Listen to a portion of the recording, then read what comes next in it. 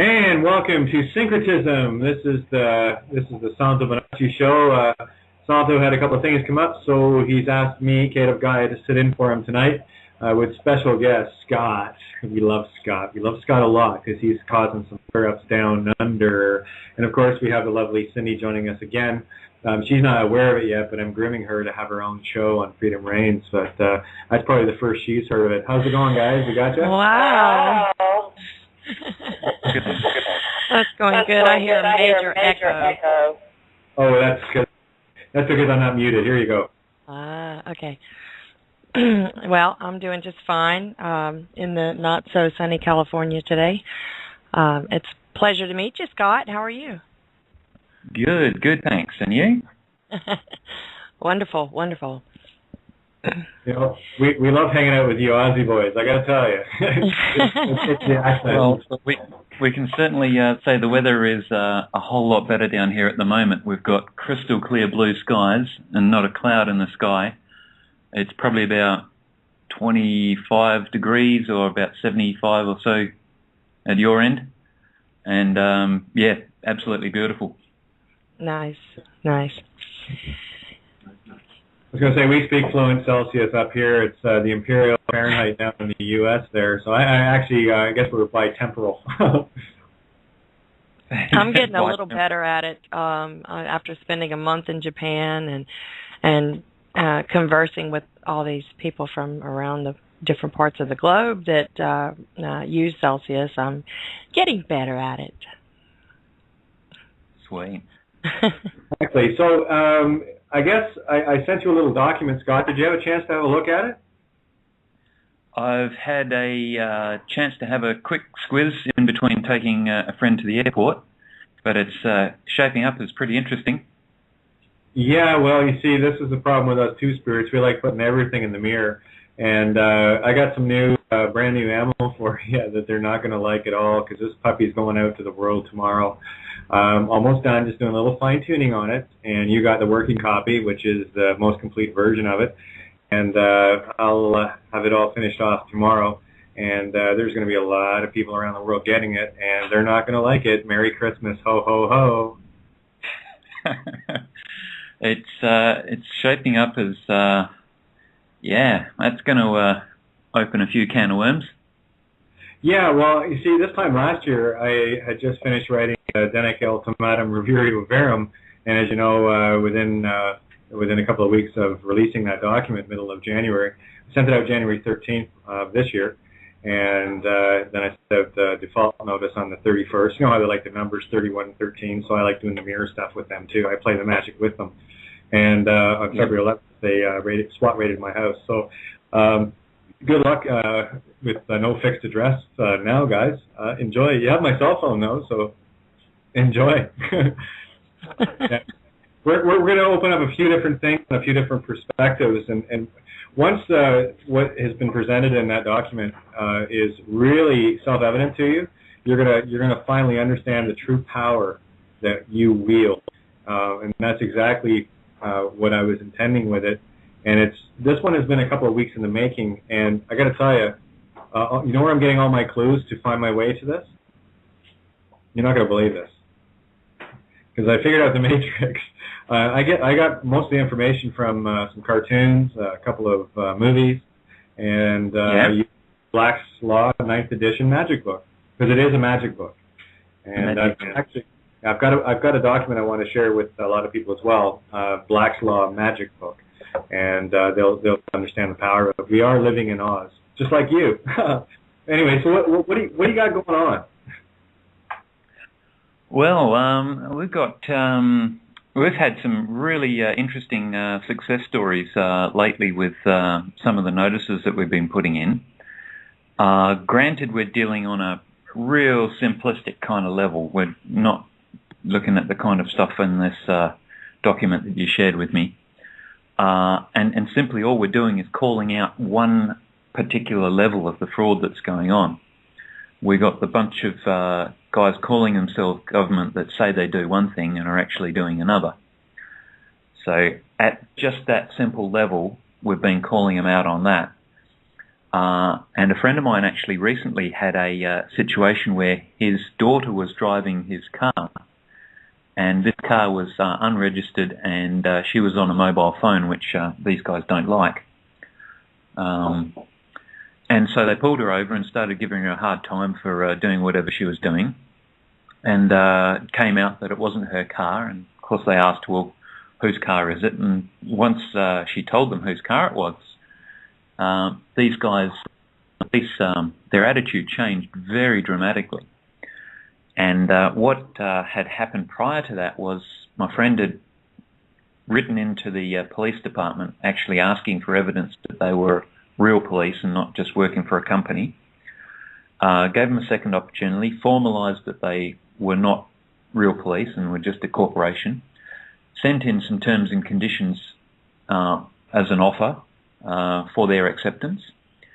And so these guys were well aware of these terms and conditions, and of course on the side of the road, once this woman, or once the police found out whose car that they were really dealing with, their attitude changed real quick, and they said, looking at their watches, kind of, yes, well, you have a nice day. We'll take the matter up with him. You have a nice day, man. And that's the power of knowledge. And it honestly, I don't want to cut you short, but I need people to get what you just said. One of the things that is happening and has been for a very long time is it costs a lot of money to program these cops. Okay. There's a lot of programming that these robots have to get put into to become the automatons that they are. And what's happening more and more is that every time they come into contact with people that actually know what's going on, that actually know how to handle themselves, the last thing they want it done is to have their cops educated with truth. So basically they're getting to a point now where they're under orders to just leave it alone and walk away from it. So that's just, you just offered up proof in the pudding of something we've known for a very long time. So carry on. Yeah, thank you. So, yeah, this was this had quite an effect on the guy who had obviously served these documents. And the other interesting one came about. Another friend had put the same documentation to the police, and was on the side of the road. He got pulled over for driving his car that was unregistered, and they started giving him a hard time, and he reverted to, oh, you can't do that, you can't do this, and you can't do that. And we spoke about it afterwards, and we said, well, we've offered these terms and conditions to the police. Surely what that means is you've said you're happy for the police to perform whatever action that was on your fee schedule in exchange for a certain amount of money. And he went, well, oh, yeah, I suppose I can't really tell them that they can't do that sort of stuff anymore. That's like telling customers to go away. And no business does that in a hurry. So next time he was out there, he changed his tune and he went, oh, yeah, okay, you want to arrest me? Here you go, let's go. And the look on the face of the policeman was just absolutely priceless, apparently, because he didn't know what to do. He was expecting this fear-based, you have to do this, you have to do that kind of action. And when the attitude was, oh yeah, okay, yeah, I can be arrested. Let me know when you'd like to do that, and I'll prepare an invoice for you. And the mindset change in this guy was just fascinating, and I think more interesting was the look of absolute shock and horror on the face of the policeman that someone who wanted to get arrested or who was happy to get arrested, obviously in exchange for the money, and that was an exercise in itself. But ultimately, I think they left him alone again, and you have a nice day, sir. Going back to what you said. Well, yeah, and I mean, and this is the power that everyone has. Really, if you want to cut to the quick with the guys, you might as well tell them exactly what they are. They're armed thugs out doing business for other armed thugs under the guise of some corporate fiction nonsense of a uniform of a corporation that absolutely has no power except what they have in their own little programmed mind. So I just call them up for what they are. They're just a bunch of thieves. And, you know, I would go as far as to say that, you know, someone gets pulled over and says, well, you know, you're obviously here to steal my car, steal money from me, because that's what you guys do. You have no interest in anything that is legal or lawful. You have you have an agenda. You work for a private corporation, and of course they are seeking profits, and the only way they can get them is to come out and steal them at gunpoint. So I hope you understand that you are, in fact, just a thief, an armed thief, and so do your best. But you might as well know what you are before you do it. And it's making them accountable peacefully in the mirror and tell them exactly what they are. They're just a bunch of armed thieves. They're pirates, long and short of it. Yeah. And the struggle that they'll go through is to get from that place where they believe that they are public servants, and then they've got to go through that struggle to get to the truth, where all of the things you've just laid out have got to register with them. And that's a journey and a half for a lot of these guys. Yeah, I couldn't agree more. Hey, C, you know, jump in, baby. Just like I said, I'm trying to get you groomed up to be a beautiful host. Oh, I'm here. I was just somebody was asking a question in the chat room, and I was looking for a link, and I was actually fixing to post Scott's link in the chat room also. No, I completely agree, especially on the part with the cops. They are programmed robots, and once you, I believe Santos posted a link of two gentlemen in their home had a couple police, whatever you want to call them, officers show up at their door and they had a search warrant, and they wanted to search the home to see if they had a television that was linked up to, I guess, the cable. They have a cable line tax or some sort of tax that the two gentlemen that were in the home actually knew their rights and did not allow the police to come inside their home. And it was very enlightening video, and I've been seeing a lot more of these videos coming out of people getting stopped here at routine checkpoints along the highways here in the United States, and they have their cameras ready, or video. It's either their cell phones or their video cameras ready, and they know what's coming, and they know how to handle themselves. One fella in particular just flat out said, no, I will not give you my information. I will not show you my papers. I thought we lived in, a free country. Is this communist China? Are we in Mexico or what? I'm just traveling to work, and you guys are making me late and really getting on my nerves. And they would holler over for a fella to check the tags and, I guess, make sure he has no outstanding warrants or whatnot, and then send him on his way. He never had to show a thing. So when you empower yourself with knowledge and learn your rights and what you can and actually do, and how much power you actually have and how much power they don't really have over you, it really is awakening very fast across the planet. I really appreciate the people who put this information out there. You, Santos, Scott, all of you guys are doing a wonderful job of awakening people and teaching people exactly what to do and what to say. So I'm honored to know you. Well, I'm kind of hoping to share the coup de grace for everyone tonight, especially for those. I mean, this applies worldwide, but especially for those in the U.S. Very important piece of information. Now, just in case anyone is wondering, and this applies worldwide, by the way, you have to remember this, that any law that is written through the Bar Society applies worldwide. All, I think, 65 million or so laws. Not trying to confuse things. But it's something for Americans in particular.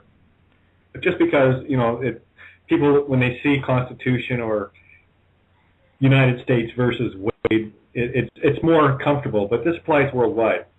And given that Canada is actually owned by a United States corporation, so is Australia, by the way, this applies as well.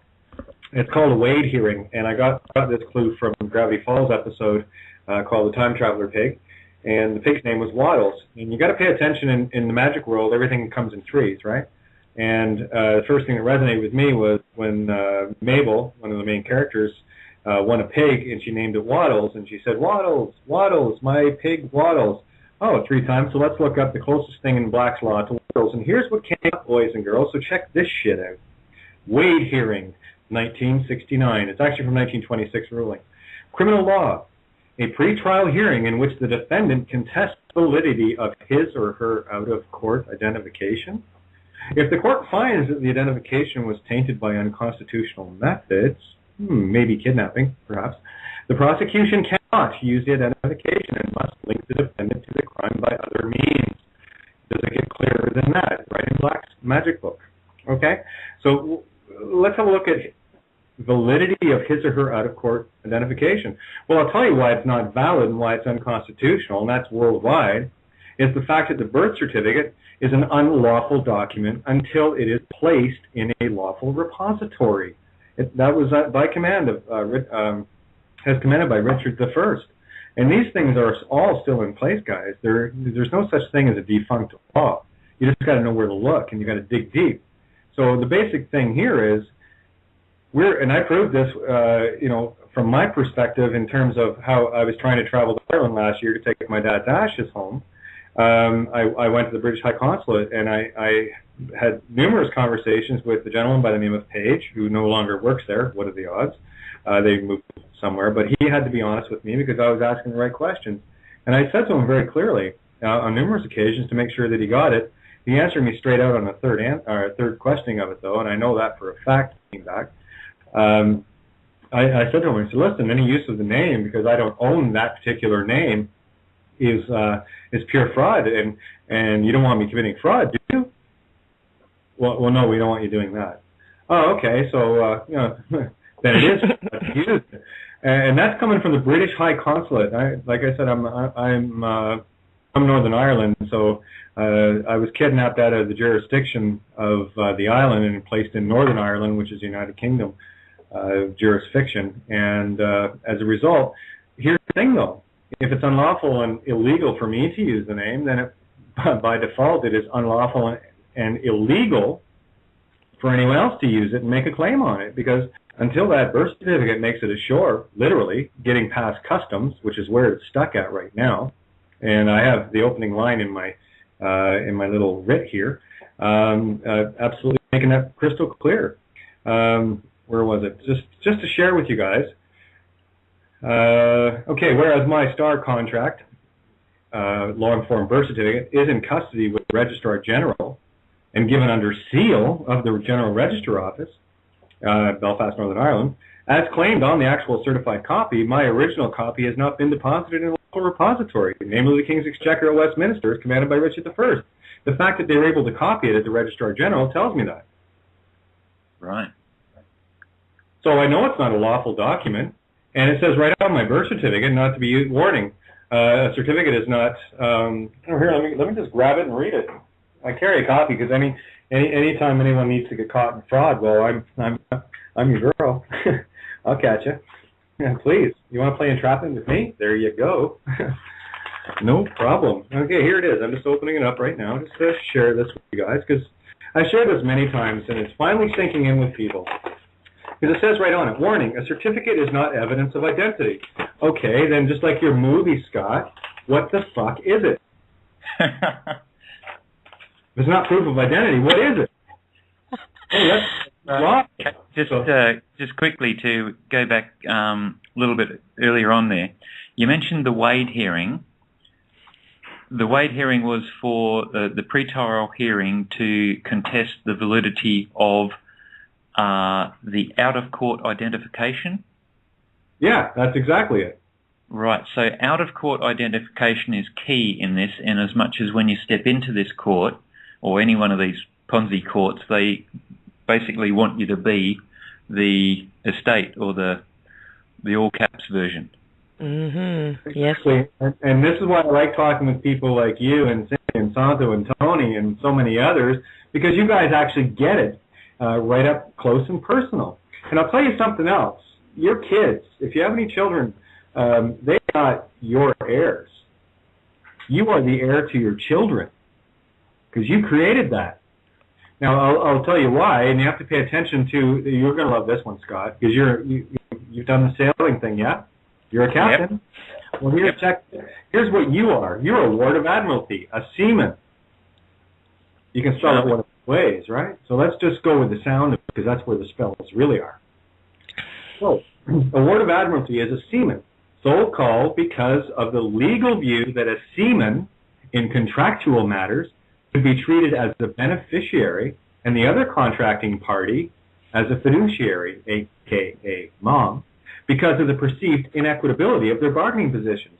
Well, that's right, because seaman, he just shows up to the port, makes his deposit, and for the next 9 months, mom is busy building the constructive trust. So she has a more equitable claim in the net finished product because she built it. Right? So that's why it's an inequitability of the bargaining positions. That's why the seaman is the beneficiary and the egg is the fiduciary. That's why they want the birth certificates, because what they want mom and dad to do is to give up their inheritance, aka their children, so that the state can have it and claim the fruit of their labor. It's not. It's all backwards. Do you see how that works? God, it's backwards, right? It's amazing. It's right there in your face. So just to go over this again, we've got mother and father who essentially are treated as beneficiaries. Mom is the fiduciary.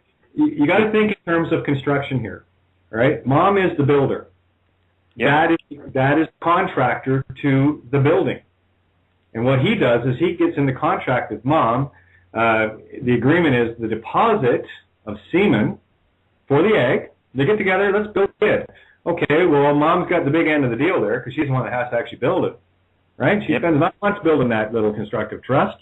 And, of course, as a result of that, the dad or the contractor, the semen contractor, is the beneficiary of that building once it's complete. He gets to enjoy it as much as mom, but there's an inequitability there in that dad only, gave hopefully a little more than 3 minutes of his time to, and it's not like it wasn't a good time for pop, you know what I'm saying? So it's a bit of a balance here, but it's like, somebody walking up and putting $10 down on the table and saying, build me a house, and the house gets all built. Well, the dad can live there, but he doesn't own it, if you know what I'm saying. And they have to. This is why the surnames for marriage, that's why they want the marriage license, so they can own the marriage, because that's the actual contract of agreement between them. So my advice to anyone out there is marriage license. No. Do you need to drive each other, or do you need to fish each other? I don't think so. Never. But you see the trap, though, eh? Mm-hmm. Yeah. All right. Now, I just want to take this one step further. This will help clarify it for everyone. So now what I want to do is reread that word of admiralty. Oh, by the way, this came out of the cartoons as well. Yeah, I shit you not. Anyway, word of admiralty, I want you to keep in mind semen and egg. Okay? Beneficiary is semen, egg is fiduciary. And that's the child that gets built. So here we go again. Word of admiralty. And the admiralty is senior to the court because what are the courts based in? Admiralty. So you have to go to the high seas to get this. Word of admiralty, a seaman, so called because of the legal view that a seaman in contractual matters should be treated as a beneficiary and the other contracting party as a fiduciary because of the perceived inequitability of their bargaining position. That's why mom has always carried the weight in courts as far as custody of the children. She built the damn thing, so she gets more right to it. There is an inequitability in that contract. And go ahead. Sorry, so what you've just read out is relating to admiralty, and we're talking actual law of the ocean there, and yet you switch those terms around in terms of the biology of it, and you're talking the same thing. Well, yeah, that's the thing, and what people have to see, and they have to see this, and this is where I was chasing it down based on natural law, because I saw the whole admiralty setup, Phoenician law, whatever you want to call it, as an absolute mirror to natural law. So as above, so below. That's cosmic law, right? When you can see both of them at the same time, then it all makes sense. So just to clarify this even further, this applies to the name and why it was important for mom to take on dad's name. And it goes into more detail in this document, Scott. You'll see that as you're going through. But you'll get an idea of the power you're wielding now. So whereas the surname is assumed automatic at birth, as much as my mother adopted my father's surname upon marriage, my living blood was kidnapped by cesarean, and I was taken from my natural jurisdiction to be willfully enslaved into another legal, corporate, dead jurisdiction against my free will choice via deceptios, via wrongful assumption. And it's all about assumption. Remember that. Yep. Pretty cool, huh? How am I doing so far? It's excellent. It's beautiful. That's what you were just saying just now. It reminds me of someone in the chat room in the Angels room the other night saying, how am I going to, they were going to have a baby, and his wife was going to have a baby, and wanted to know, what to do about the birth certificate and all that jazz. And he said something about, how am I going to prove he's my child or I'm his father? And you responded, Kate, well, your blood does that, doesn't it? Yeah, I mean, listen, they were going off track in strawmanned, no-mind legal fiction realm. And what I was trying to say, at what point do you need a piece of paper to prove the mitochondrial DNA and the father's DNA in the child?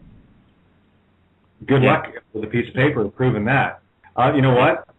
I'll just jab my finger and give you a little blood sample, and you tell me which piece of paper I'm related to. Exactly. Yeah, the red one in the gift card selection. Apparently, I think it's the one that looks like a candy cane with stripes on it, like a barber's pole. And what do they think? Would they think we're all carrying chloroform and putting ourselves to sleep here? I don't think so. So we've got this kidnapping that's taken place from the natural jurisdiction to this legal corporate jurisdiction. Yes. Obviously against your free will, because you didn't have a say in it when you were popping out the birth canal. Well, do you want to play on with this, Scott? Because you're a perfect individual to bounce this off, because I know you get it. Yeah, keep going. I'm just working through with some questions that hopefully are helping me to clarify what's going on, and hopefully it's benefit to the listeners as well. Well, that's exactly why, for some reason, I had to host tonight. It's weird, eh? Funny how that pre-sent itself to me, right? Anyway, here we go. Well, you know what we should do then is let's just go from the top here so that people can, I've read this out a few times, but so people have an idea of what it is I'm talking about, and that way if there's any questions on the way through, Scott, we can cover them, and Cindy, and we'll do some clarification, have some fun. You guys game? I got my pen ready. Okay, well, let's play. Okay. Invocation of clausula rebus sextantibus, writ of covenant, writ of deceit, writ of inquiry. Whereas a fundamental change of circumstances is now pre-sent in pure speech in the role of a liberal constructionist, Beetlejuice, it is my desirous, willful wish to settle this matter fiat justitia ruat caelum denique ultimum revirio vero. A fraud revealed is null and void, nunc pro tunc, ab initio, ad infinitum.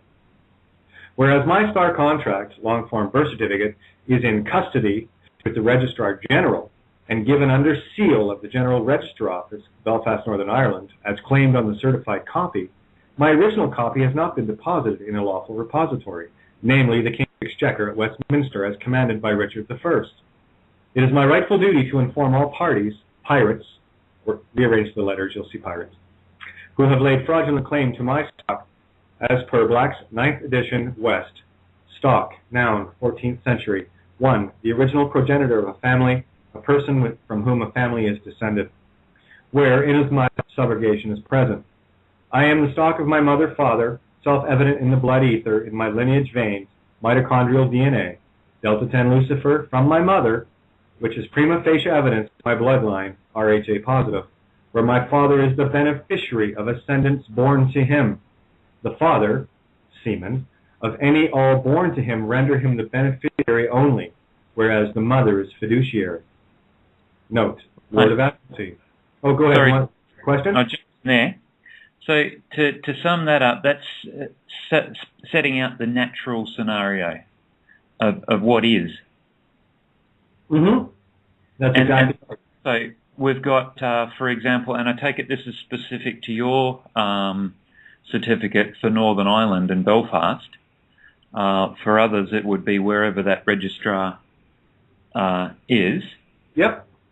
And then also, now the next question is the King's Exchequer at Westminster. Is that going to be the same for everyone?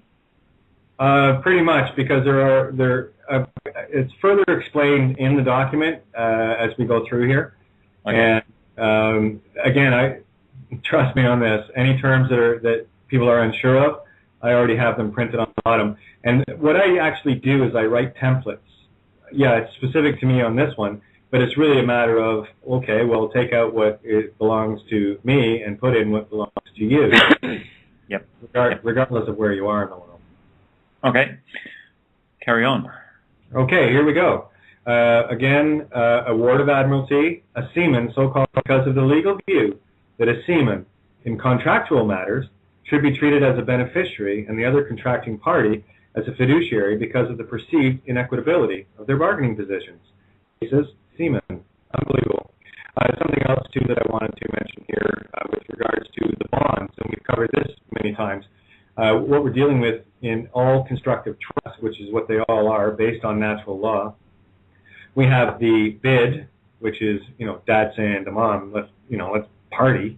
And then there's, of course, the performance, which is labor.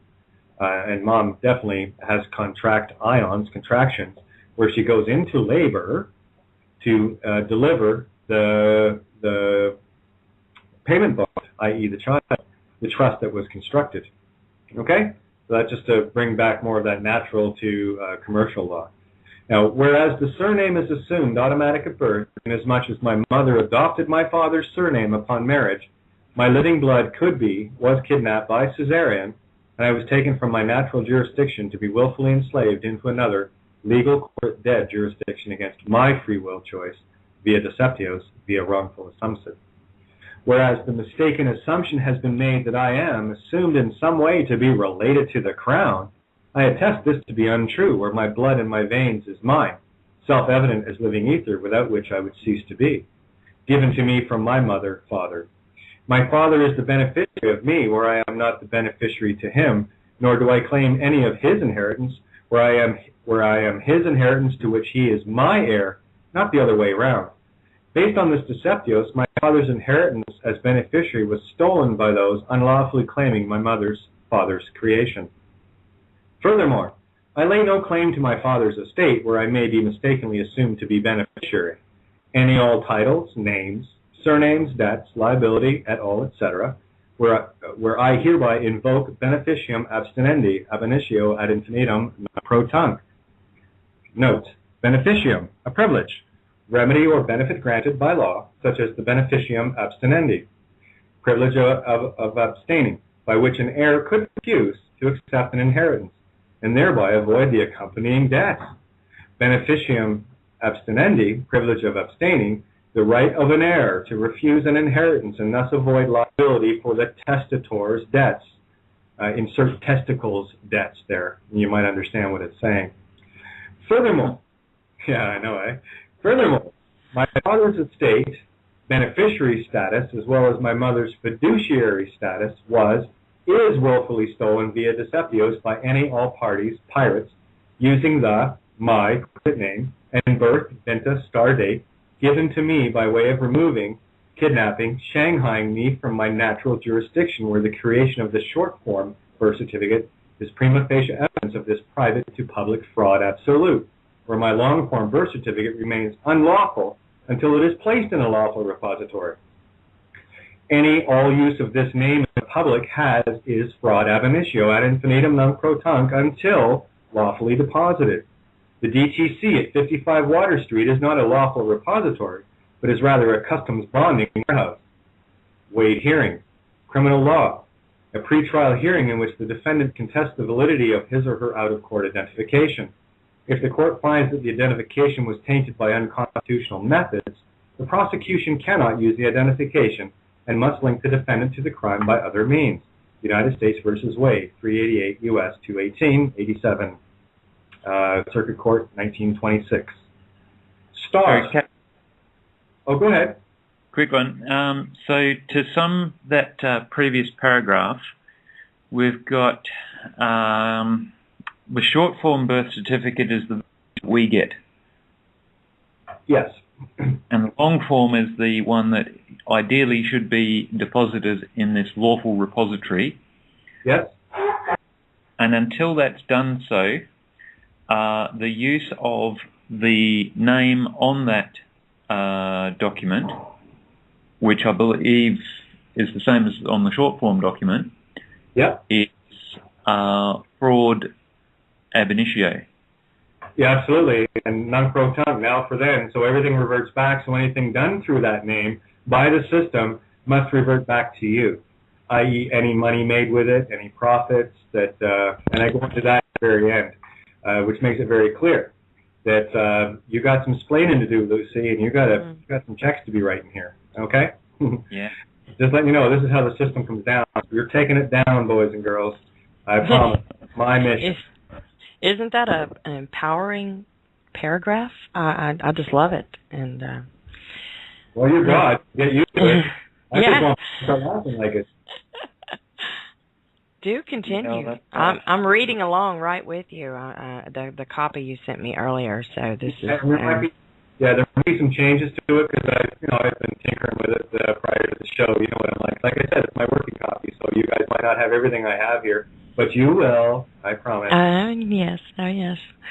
It keeps getting better and better and better. Trust me. Mm-hmm. All right. So let's go back to we did the Wade hearing. So star. These are all references taken right out of Black's Law 9. So if any lawyer or court uses Black's Law 9, which of course they do because they have to, it is applicable worldwide.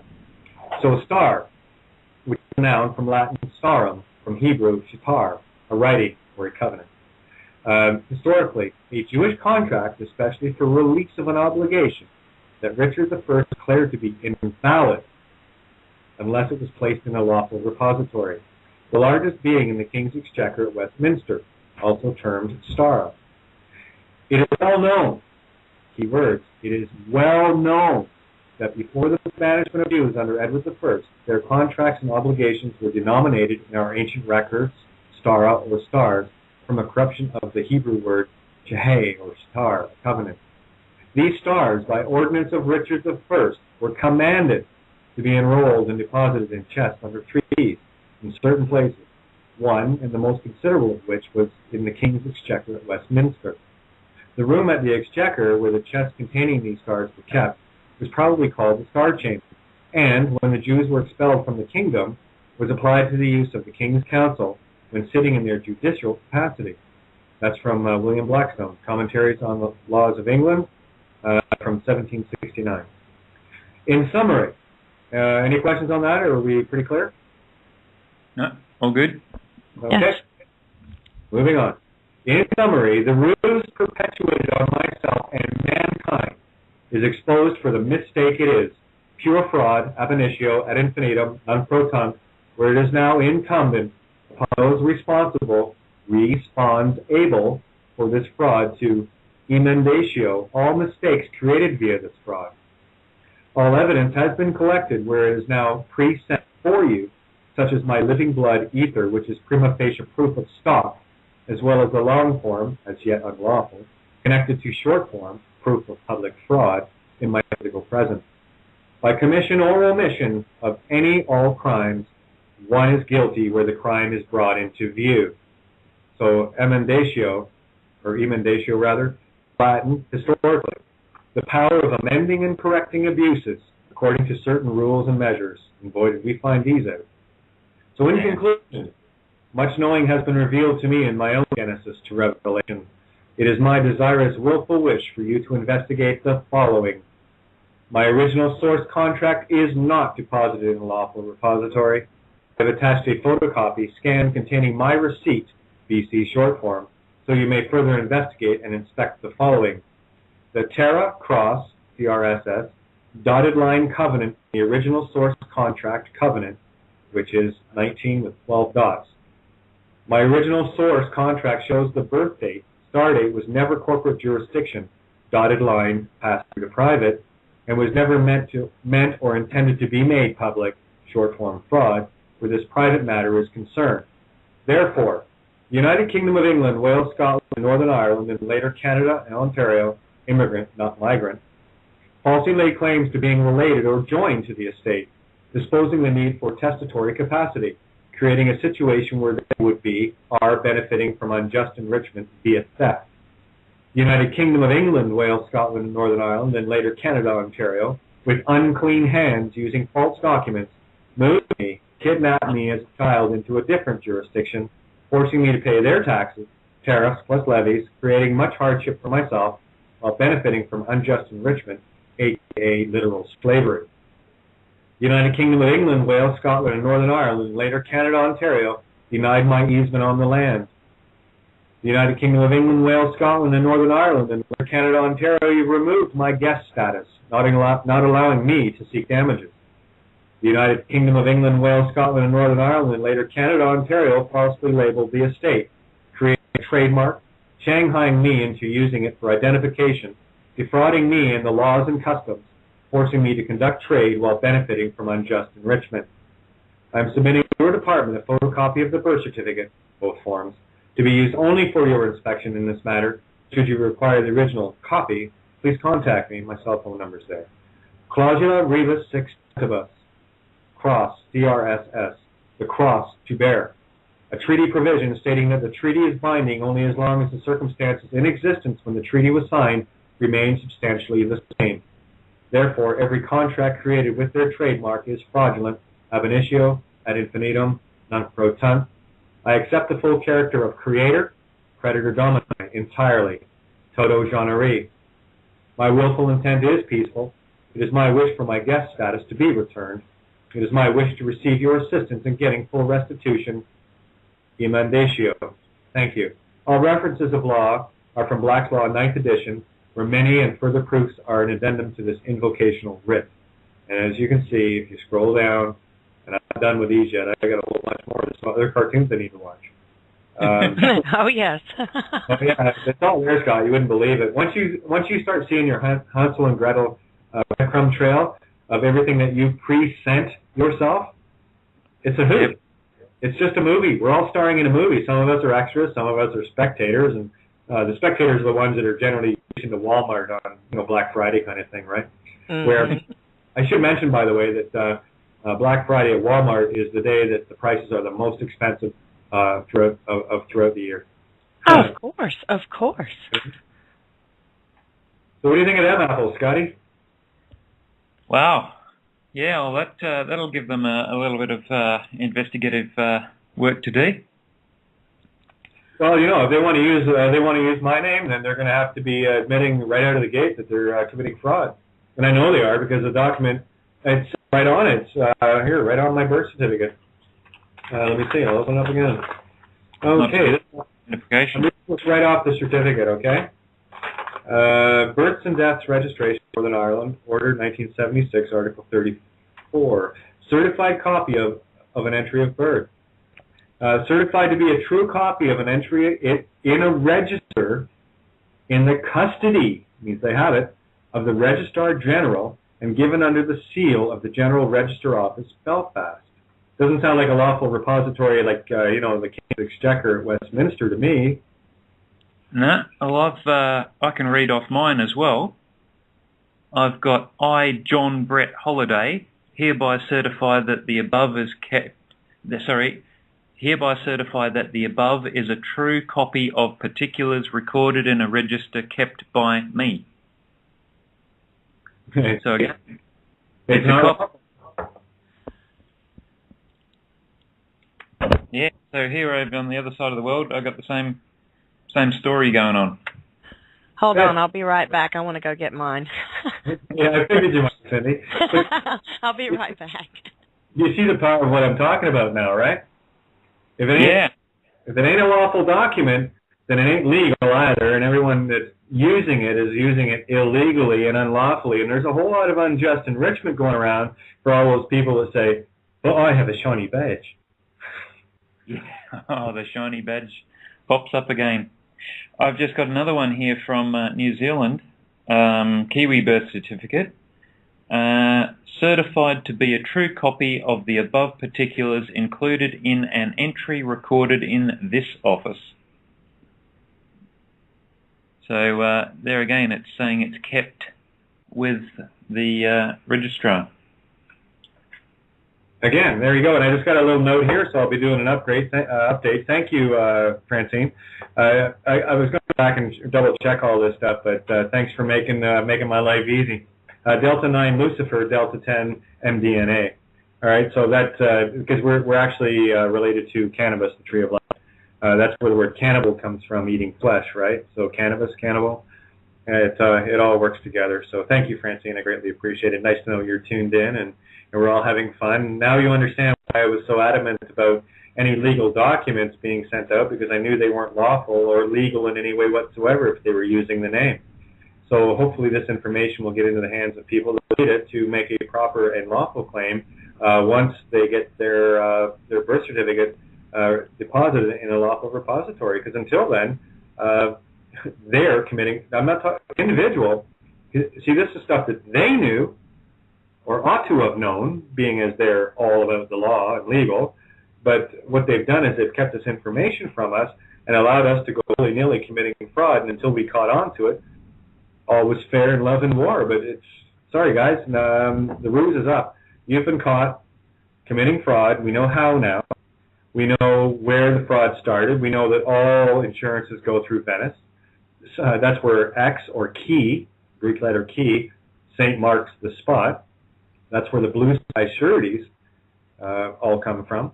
And that's why in Gravity Falls they say onwards Aoshima in one of their coded words at the end of the cartoon. Aoshima is Japanese for Blue Island.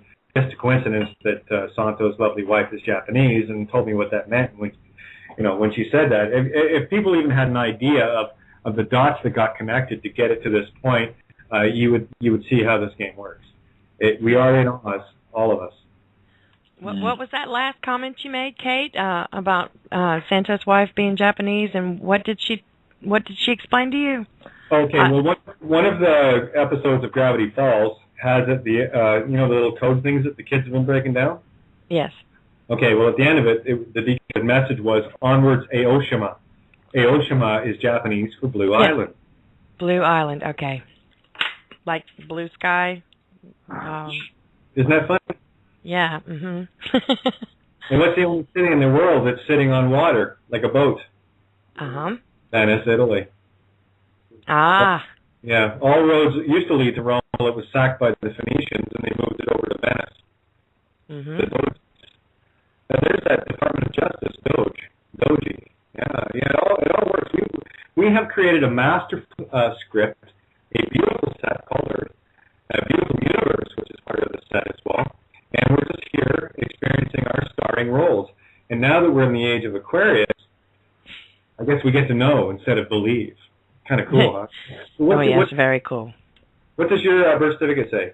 Well, I'm assuming it would be where the state registrar date issued. Is this what I'm looking for? Yeah. The above signature certifies that this is true and correct copy of the official record of this file. This document is printed or photocopied on security paper with watermarks. The Great Seal of the State of Florida do not accept without verifying the presence of the watermark. It's just talking about the paper that it's printed on. So where else would I look? State of Florida Department of Health and Rehabilitative Services Division of Health. Only one lawful repository in the U.S. and it's called the U.S. Treasury. Is there any mention of Treasury on that document? No, there is not. Well, then it's fraud. Kate, a quick one on that one. Given that a lawful repository, one of them was the U.S. Treasury,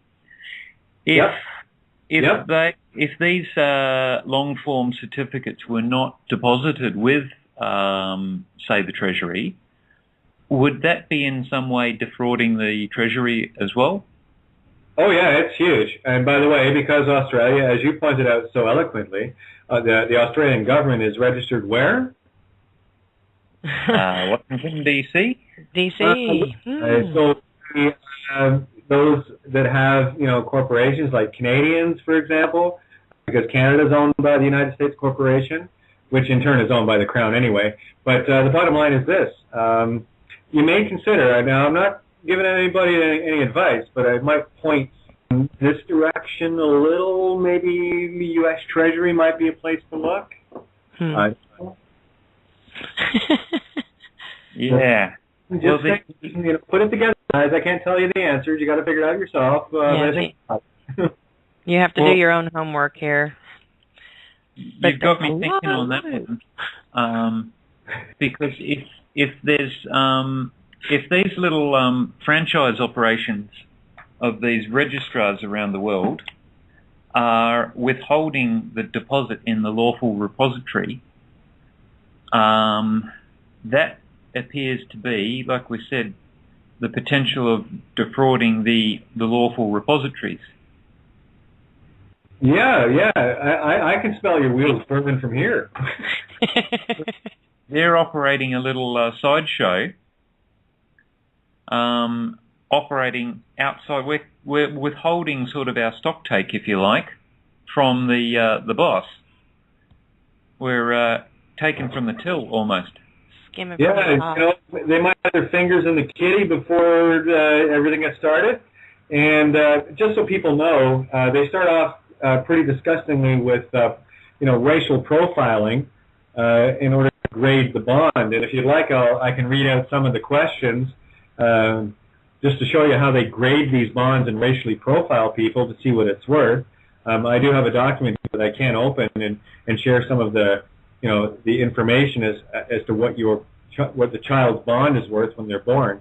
Where, let's say, someone, white, black, or whatever, born in, say, in the ghetto, say mom or dad was, or mom was into crack a little bit and stuff like that, that does affect the value of the bond, right? Because, the stock issue, right, the baby, might not be as valuable because it came out as damaged stock, damaged inventory. As someone, let's say, that was white, black, or whatever, that grew up and got a Yale education, for example, because their parents are, wealthy, judges, or whatever, that bond will certainly be worth, in their eyes, because of their racial profiling and their discrimination and their disdain for anything but purebloods.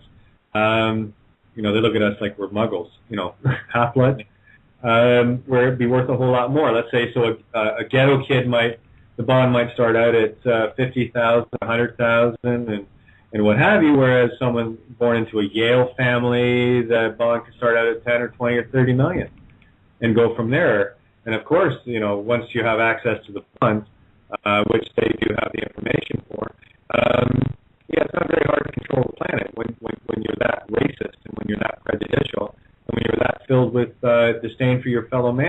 But here's the problem now, guys. I'm a bitch. I'm relentless. I have a big, big shovel, and I've dug up every rabbit hole I could find, and guess what I found? I found your rabbit turds, and now I'm going to shove them back up your ass in a very loving way. Have a nice day. Well, I suppose putting the shovel down for a minute, that'd explain why we've got occupation of our mother or father on the birth certificate. Isn't that something? See, I knew this was going to be a fun couple hours. Yes. Look at the power that you have, Scott, in what you already know, and with a couple of little things tossed in. Do you feel a bit more empowered now that you came on the show? Yeah. I think there's a few folk who are about to bear the brunt of a barrage of. I'm going to say the SS Scotty's just going out to sea and is given a broadside, all four decks, both sides at the same time. I see a lot of Admiralty ships going underwater. I suspect so. One's car that I'm going to get a ride in when I come down there, coming out of customs real quick. I think so. Well, we're also investigating some rather interesting information on other angles, which I can't go into right now, but we're coming at it on another angle that's mind-blowing regarding ownership of these corporations. Looking forward to that. Yeah. So I'll keep you posted on that as that unfolds. But we're aiming for potentially the next week or so having something monumental to go out to the world. Excellent. Wow. Stay tuned. But yeah, birth certificates, those lawful repositories seems to be the key, is identifying some of those. And we're also going back to, what was it, the declaration by King, what's his name? Where's our king? Which was the one that said that needed to be deposited? I'm just going through that document again. It's not jumping out at me right now.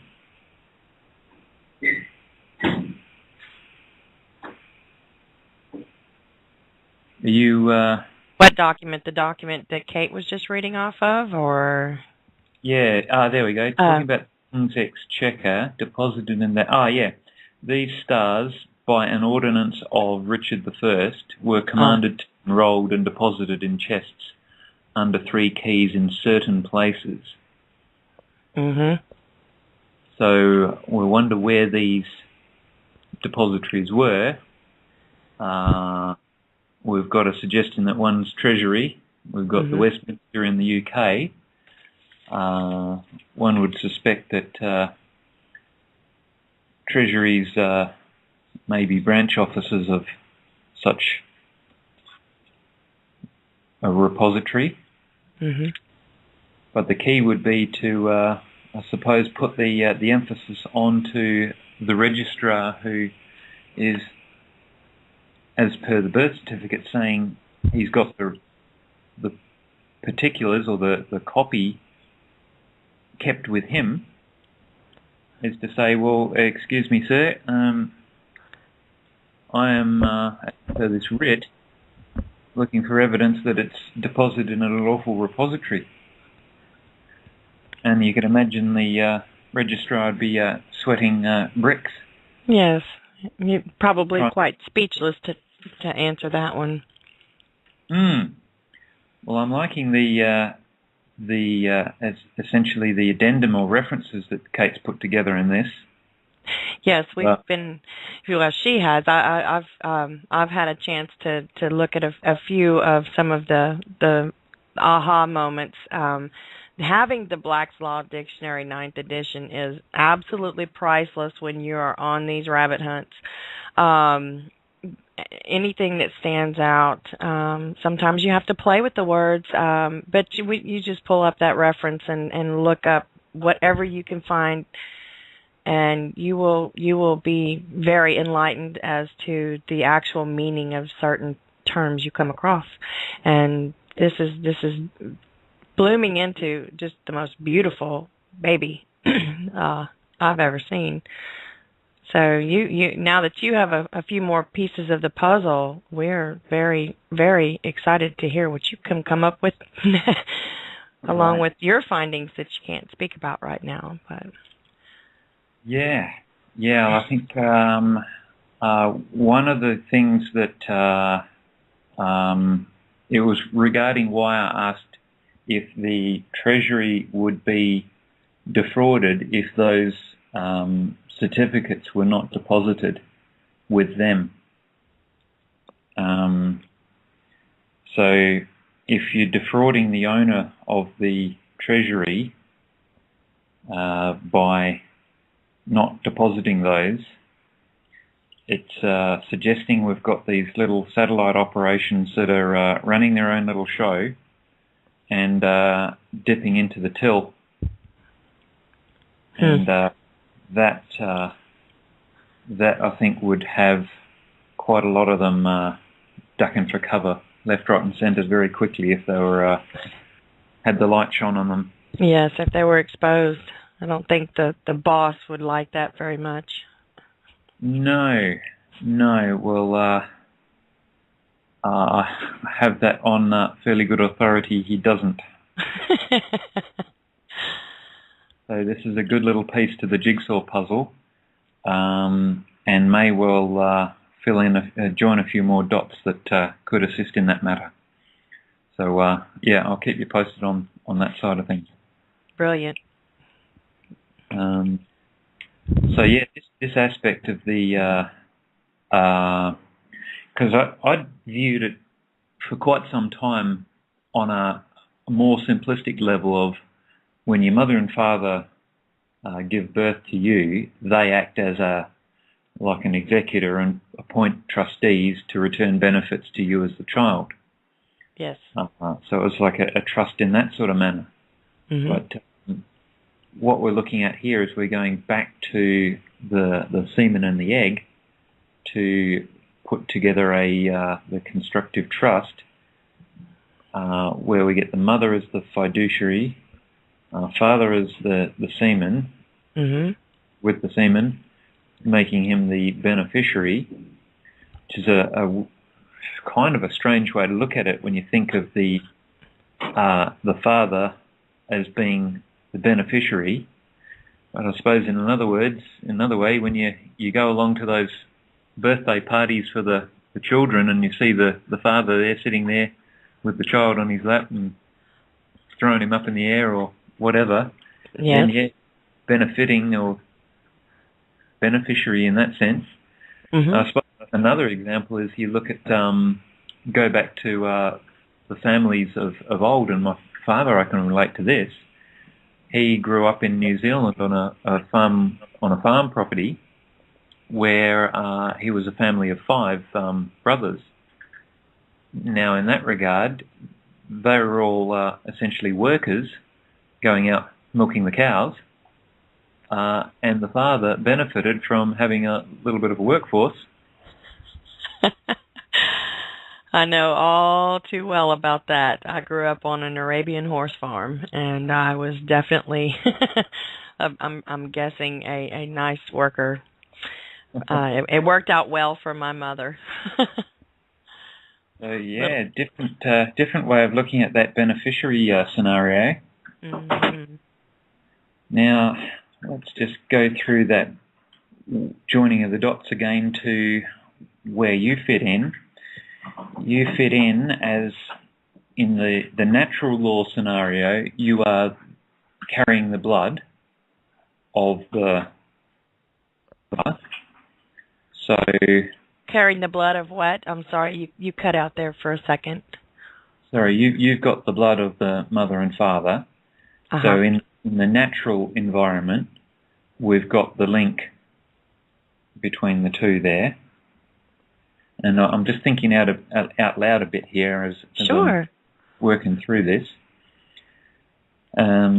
What else have we got? So that the father is the beneficiary of me, not the other way round. Now, this is the bit I was having a little bit of trouble with, the inheritance. My father's inheritance as beneficiary was stolen.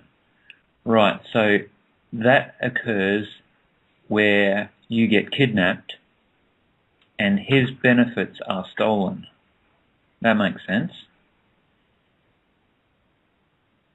Yes, it does. Yes, it does.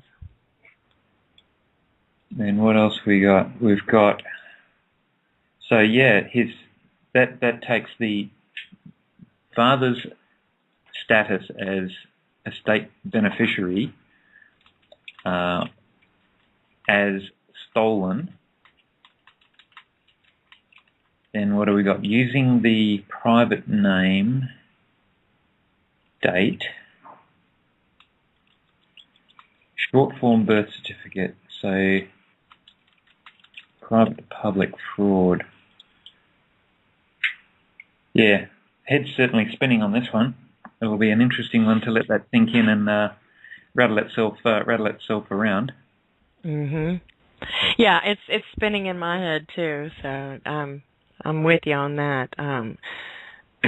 I've only been looking into these findings that excuse me, Kate and Peter and several others, Tony included. They've been working very hard just diving into so many different areas and using the Black's Law and coming up with so much information that does make sense once you really sit down and chew on that bone for a little bit. I myself, just me. I'm lucky to have a family to put a roof over my head at the moment, but no job, no money, and right now is just the most prime time for me to learn this stuff, because once I know what I'm doing, I believe I will be able to go forward and change my life forever. And all of this information is like gold to me, and should be to everyone else that's out there listening. If you listen and learn from this and do your own homework, and you can free yourself and take back your power. Yeah. The sad part about it is the amount of work that people have had to do to dig in and find all of this stuff. And then you get the apologists who come and say, "Oh, let he who be deceived." And I think, hang on a minute. Yeah, I don't know about that. Well, to me, that just is a license to go and do whatever you like.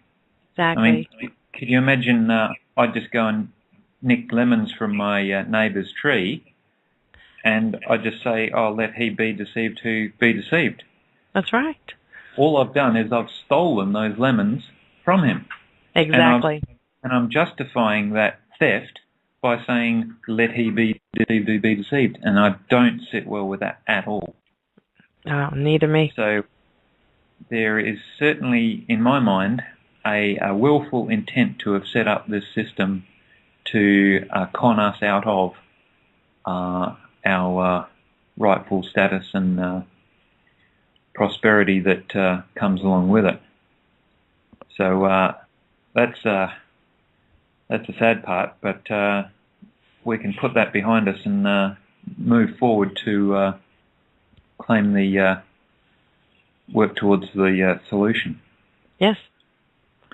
And what was it? Someone was saying the other day that he's saying, "Oh, they've it's the remedy is there, so that they're not doing anything wrong if they've provided a remedy." I'm like, well, okay. If you need a remedy, to me, there's a problem. Mm-hmm. So if we didn't have a problem, we wouldn't need a remedy.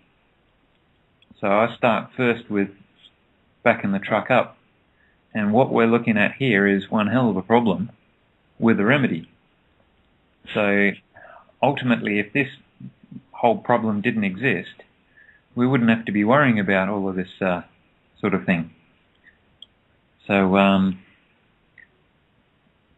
very grateful that we've got this in front of us now to undo all of this mess.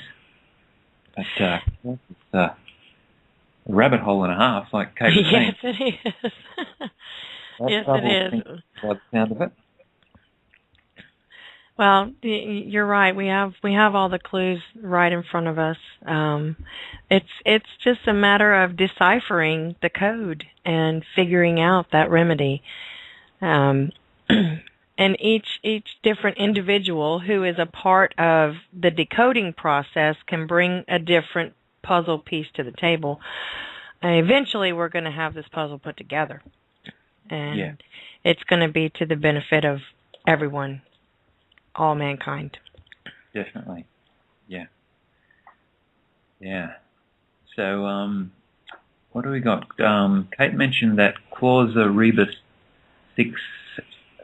sixtantibus. Oh, okay, Kate. I just saw the message. Kate got bumped off the show. She's trying to get back on. I was wondering. I was like, wow. She's almost back. We keep on going there. Okay. So with this clausa rebus sixtantibus. So what have we got? A treaty provision stating that the treaty is binding as long as the circumstances in existence when the treaty was signed remains substantially the same. Mm. Therefore, every contract created with their trademark is fraudulent ab initio ad infinitum nunc pro tunc. So, to go over that, the contract created with their trademark refers to the name. Excuse me. Okay. Quite all right. Does that sound right? That the trademark is the name? Yes. So if we go back, working our way back with this, so we've got the United Kingdom of England, blah, blah, blah, labelled the estate, creating a trademark, shanghaiing me into using it for identification, which is true because you go along to set up a bank account, and here in Australia they want their so-called 100 points of identification, of which a birth certificate contributes to a certain amount of points as identification. You go look for a driver's license, and they'll accept a birth certificate as identification, and yet they're plastering the whole net went down here. Okay, yeah, they plaster it. We must be onto something. Yeah, well, we've been working our way through some of the points there, Kate. Our heads are spinning, and it's all going well. Oh, I had no doubt. That's why I preempted the show, letting Cindy know that we're grooming her for her own spot. So look at that. You got to host your first show. I'm getting a crash course for sure. Damn. Anyway, well, fill me in what you guys. I've missed the last, 20 minutes here because trying to Lynette to come back to life. But continue on. No problem. If there's any questions, whatever. I just want to actually see you guys do it. See, you tore it apart all by yourself. I love it. Yes, Scott, please continue. I'm right along with you. Working backwards from this, the bottom end, if you like, of this document.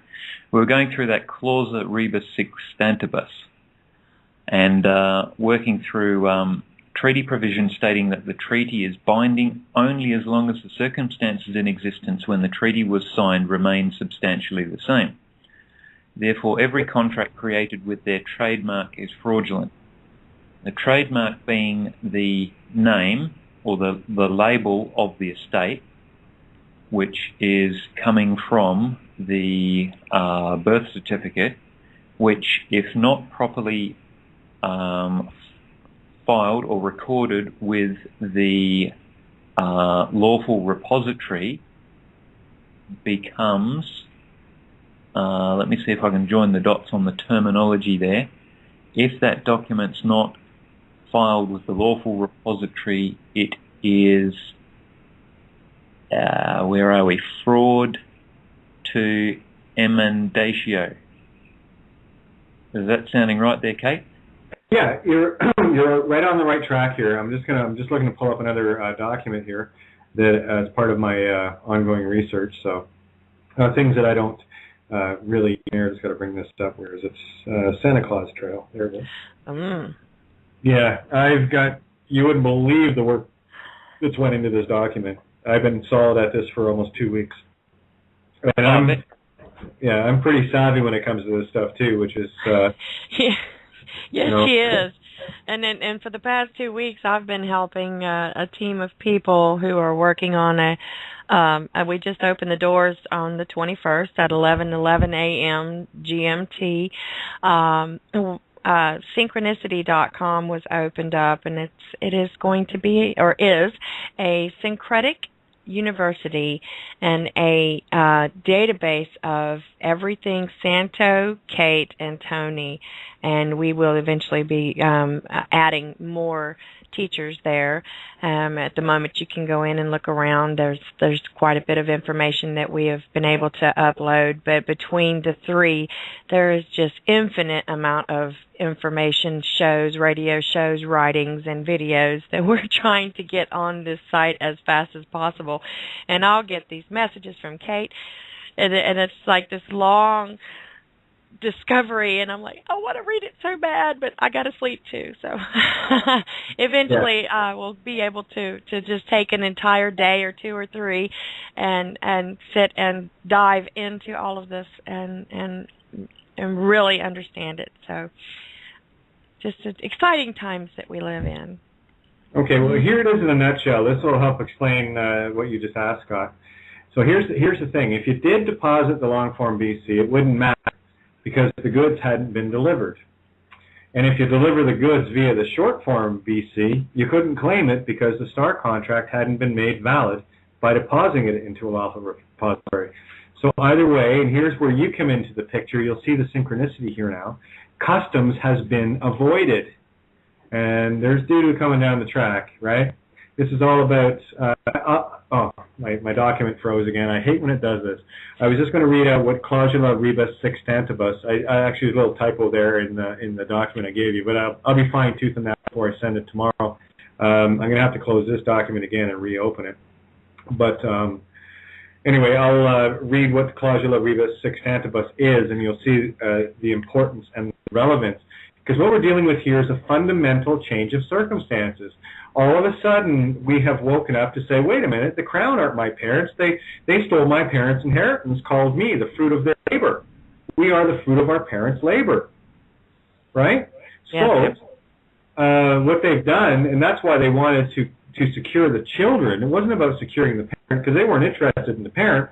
All the parents were used for was creating the next level of fruit.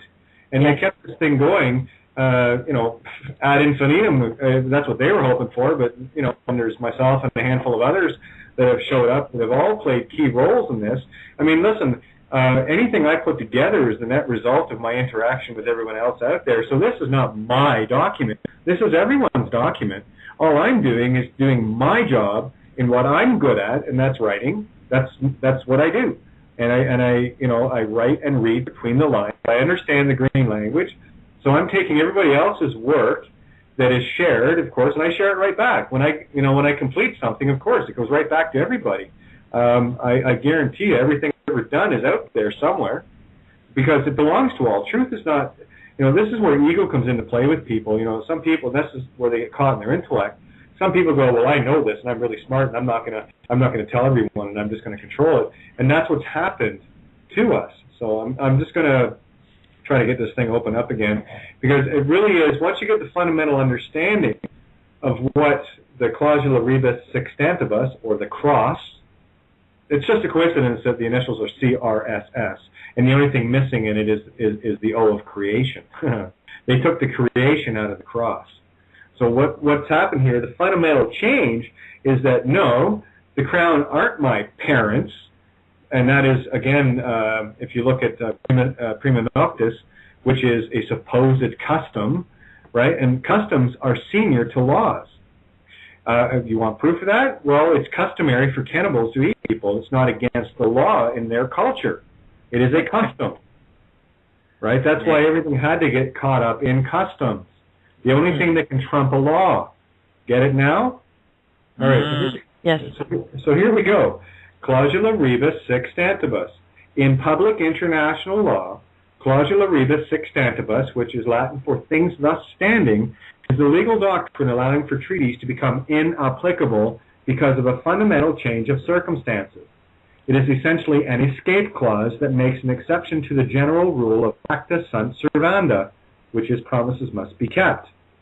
Now, because the doctrine poses such a risk to the security of treaties, as its scope is relatively unconfined, it requires strict regulations as to the conditions in which it may be invoked. I think I might have found some of those invocable conditions. Now, here's something that is key to this. That's why everyone has to get this on their own. It's not like I'm not making it easy, okay? All right. Now, if the parties to a treaty had contemplated for the occurrence of the changed circumstance, the doctrine does not apply, and the provision remains in effect. They weren't contemplating us figuring this out. So guess what? The circumstances have changed. So the doctrine does apply, and the provision will come into effect. Clausula rebus sextantibus only relates to changed circumstances that were never contemplated by the parties, i.e. they didn't think we'd wake up. Now, although it is clear that a fundamental change of circumstances might justify terminating or modifying a treaty, unilateral denunciation of a treaty is prohibited. A party does not have the right to denounce a treaty unilaterally. That is, if one does it, and then another does it, and then another, and then another, it'll get to the point where that critical mass hits, where it's not just a unilateral denunciation, it is a complete denunciation by the masses of this treaty that has us all trapped in these birth bonds. You see, the biggest trap had to be the biggest freedom. That's how this universe works, as above or below, good and evil, right and left, up and down. Yep. Day and night. Day and night, absolutely. This is not about this or that. It is this and that. So once you see that, you really get an idea. Now, here's something else, too, and I like to bring this into the picture so people get a really good understanding of it. It goes back to the Railway Act of 1873, in which all companies are subject to a post office. Universal Postal Union, not global. Wonder what they're talking about. Oh, right, universal law. Okay. So if they're controlling the universal law via the UPU, that makes us 7 billion little postal workers walking around with a piece of cargo called the short form fraud certificate, which is only the receipt and the proof of the fraud that has been literally tacked to our ass, and we are mailmen and women walking around the planet delivering this piece of cargo that will never get anywhere until it's put in the lawful repository. So now, little postal workers, you know where to take the mail. All right, now let's go. Here's something else. This is critical. In 1892, British case, Penthorne versus Fraser. This is how powerful the mail is, all right? And I mean that in the mailbox sense of things. Isn't that funny how they use these words? Anyway, now where the circumstances are such that it must have been within the contemplation of the parties that according to the ordinary usages of mankind, the post might be used as a means of communicating the acceptance of an offer. The acceptance is complete as soon as it is posted. Oh. So there we go. Imagine that. Imagine that. All right. Are we having fun now, Scott? Yeah, it's a whole heap of dots joining up there. Just one or two, right? But about 12. Have you got your certificate in front of you? Yes. Can you look at the date? Is yours a handwritten one or is it typed out? Typed down. Okay. Where your birth date is, are there any dotted lines there? No. Okay. Well, this is where I had to play this role because mine has it's handwritten, and that's because I'm an old bitch, 1964. But it's handwritten, and it says 19 with 12 dots, and written above it is 64, and handwritten 15th. Okay, and of course the address where I was born. Look at that, 6511 Brome Street. Okay, and by the way, a Brome is a buggy, a two-wheel buggy that the elites like to ride around in. You know, like the little taxis or the sedans. Think Victorian England and the two-wheel jaunting car with really nice. That's what's called a Brome. Isn't it interesting? So I was meant to be a noble all along. Anyway, here we go. Now, the long form has a date of birth written over either a dotted line or nothing, which means it's a private date of birth. It's not a solid line, which means for public use. And the thing that you'll see different from the long form is, are your parents listed on that document that you have? Yes, yes. Okay, that is the long form, because what they're doing is they're showing the actual blood lineage, your progeny line. Okay? If you look at the short form, there's no mention of your parents. So what's happened is the state has now assumed to be your parent, and what shitty parents they are, huh? Mm. They don't like looking after their kids. They just like beating them down to the ground and stealing all their money as the beneficiary that has been stolen from your mom and dad because you are the fruit of their loom. Okay? Hmm. Do you see how the mirror works here? Yeah, it's a pretty nasty little circumstance. Yeah, it's now exposed, right? So the difference between the short form and the long form is the long form has the parents mentioned. Yes, and that is the long and short of it.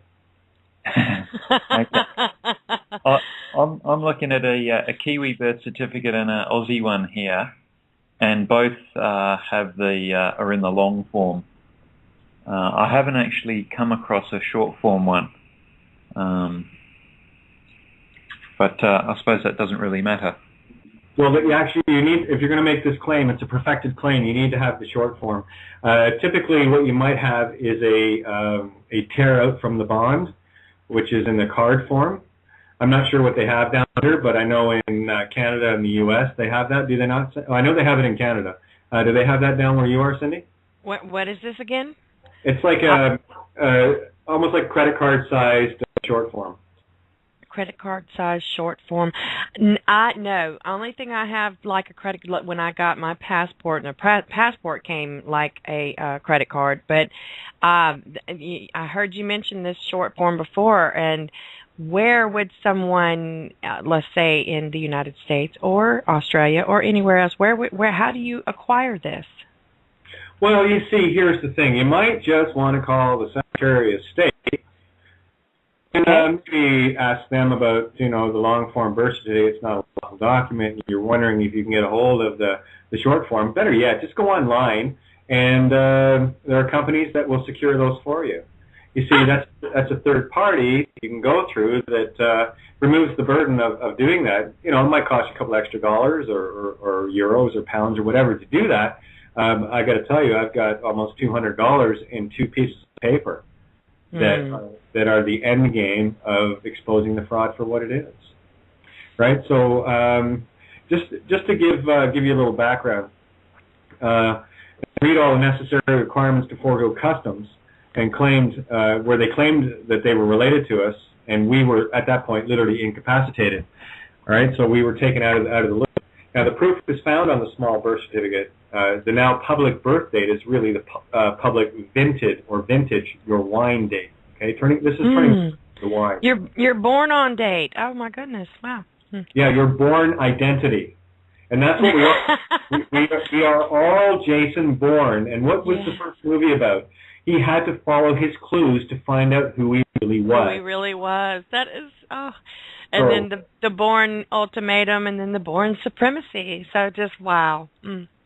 Okay, so and when you start to see the coincidences and the synchronicities for them not being synchronicities and coincidences, they are your breadcrumbs. Follow them.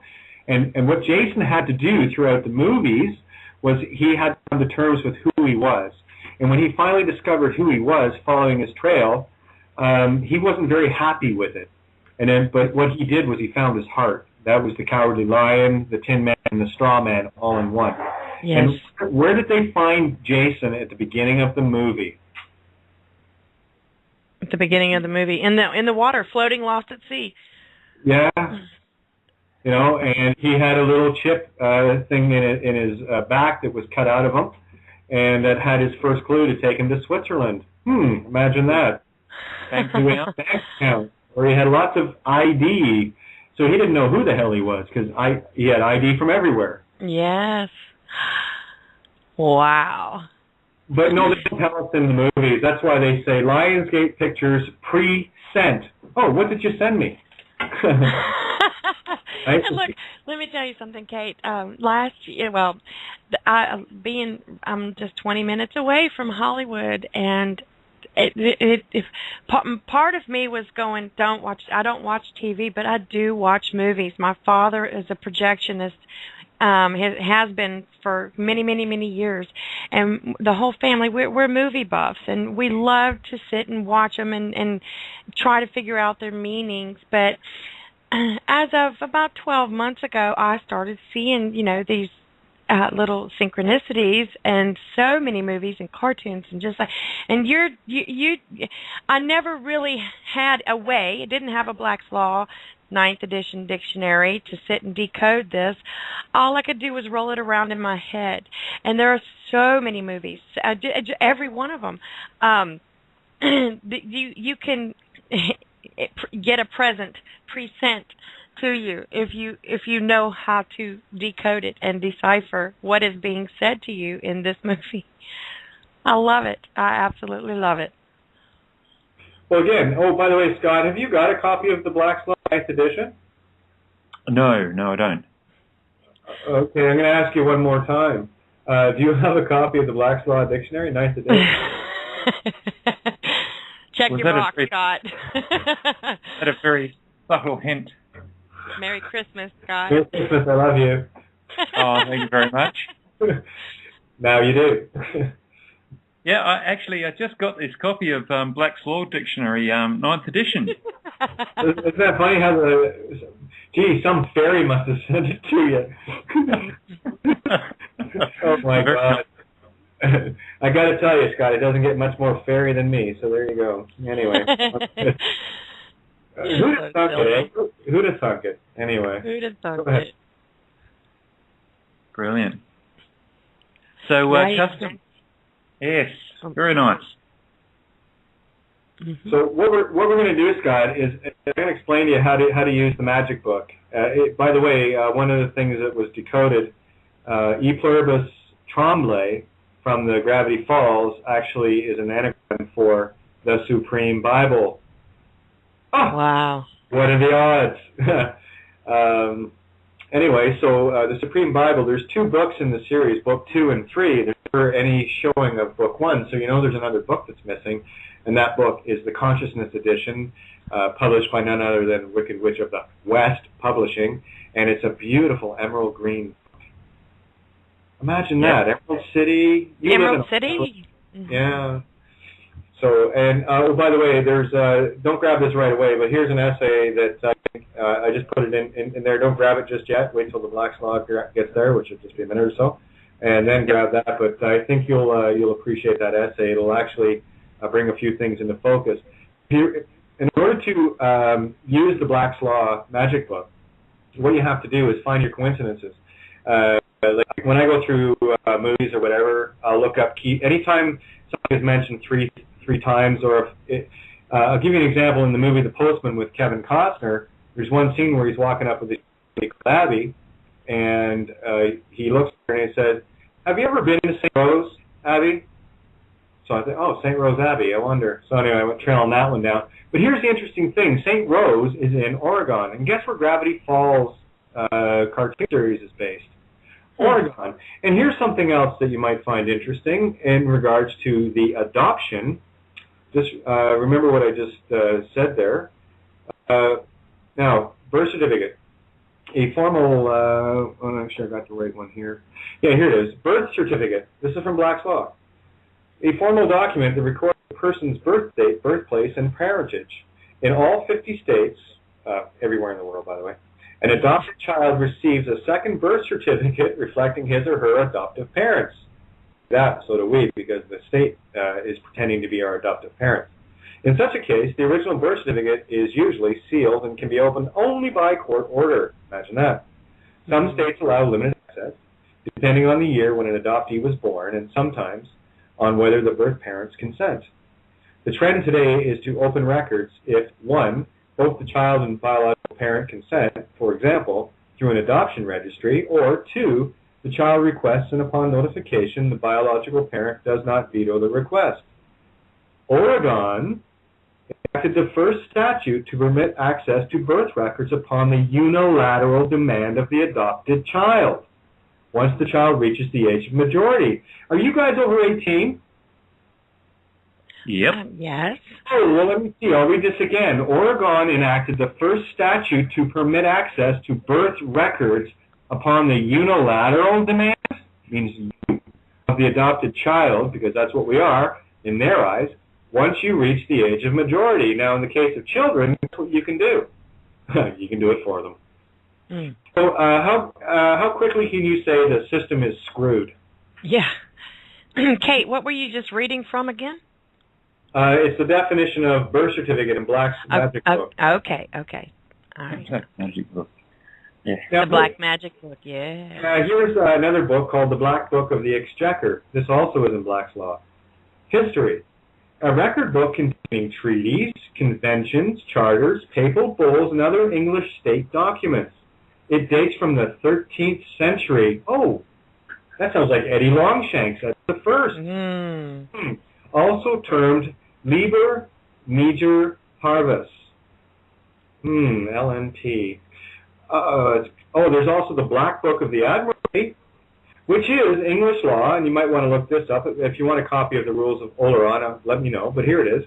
English law, a medieval code of maritime law containing admiralty laws, ordinances and proceedings, decisions and acts of the monarch, the Lord High Admiral, and the Court of Admiralty. The Black Book is considered a definitive source for customary English maritime law. There's that word, customary. It also contains a copy of the Rules of Oleron, an 11th century compilation of common maritime law. Sharon, you might want to have a look at that. Want a copy? Give me a sec. I do. Yep. I think that aspect of customs trumping law, like you said, with the cannibals. What was it? Custom always trumps law because of in the culture of cannibals, it's customary to eat human flesh. It's not against the law. Custom trumps law. The overall consensus of the people always trumps the law. End of story. Any questions? Yes. So, by the sound of it, the trick is to get hold of this short form birth certificate, which, going back to that reference about once you're over the age of majority, or even for your children, you can request that. Absolutely you can. You don't request anything. Give me the damn thing. I don't request anything. It is mine. Give it to me. Thank you very much. Demand it. By the way, don't take no for an answer. 3 times they have to give it up. That's all you got to do is be persistent. What did Doug say?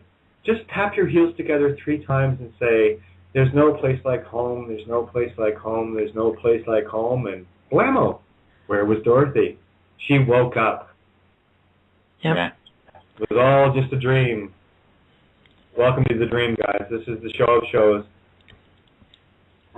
Time to wake up. Wake up, William. Wake up. Third time's a charm. Yeah, isn't it funny? I went looking for Nocta Prima Noctis because I knew it was in Braveheart. So I found that beautiful scene. The guy who played Eddie Longshanks was beautiful. What an amazing actor. You just love to hate him. And he says, if we can't get the Scots out of, if we can't force them out, we'll breed them out. Breed them out. So he invoked the custom of Prima Noctis, where the Lord would bed the maidens on their wedding night. So let's say there's 40 or 50, weddings in a Lord's district over the course of a year. And if he's out boning every one of these girls, the chances are that he might have 1 or 2 kids. So there's the assumption or the presumption that possibly these nobles that were owned by allegiance to the crown, where it could be assumed that possibly, maybe, sure, well, they're going to have to do a whole shit pile of investigation of that. I'll have to go back through the mitochondrial DNA to prove that I'm not related to them.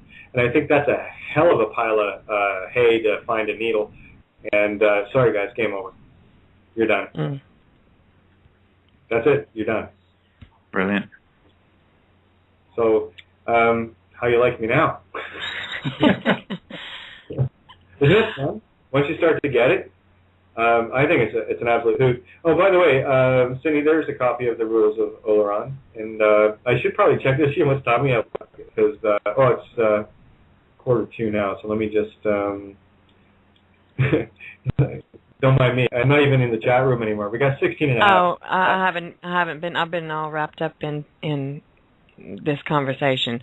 And I didn't catch that last comment you made before you said you hadn't been in the chat room. I've got the Rules of Oleron. That's what I said. Yes, I just passed that over to you. So there you go. Aye, thank you. Thank you. Fascinating little read. I think you'll enjoy that. But I think, Scott, the next few days or whatever, I think we're going to have a few conversations off the air, and we're going to start having some fun and really nailing these fraudulent trustees and wannabe fiduciary beneficiaries to the cross, clausula rebus sic antibus style. Yeah, I've got a few things I might share with you offline that I mentioned to Cindy briefly whilst you were logging back in again. But some very interesting information's come to light as well. So I'll fill you in on that one offline too. Awesome. Yeah, you see how the end of the game is coming up? Can you see it now? Yes. Yeah. Finish line is in the sights. Oh, yeah, it's shining bright. In the home stretch. Just looking for a conversation we were having last night in the chat room about the power of 3, or like you said, click your heels 3 times. Where you're going to find 3 everywhere. Sorry, I'm losing my voice. Got the chemtrail crap going over here. Let's see. Once, twice, 3 times a lady. 3 blind mice. The Holy Trinity. Triangles. Knock 3 times on the ceiling if you want me. Knock 3 times on the ceiling if you want me. Say it 3 times, and on the 3rd time, it's a done deal. Going once, going twice. Sold to the man, number 33. Let's see what else we have here. You have 3 pyramids. 3 pyramids on the Orion's belt. 3 kings. I'm sorry. Go ahead, Kate. No, I was going to say, let's make a deal. Door number 1, door number 2, or door number 3. We didn't get that one in there last night. 3rd time's a charm. Tic-tac-toe. What's that? Did you get 3 blind mice? 3 blind mice.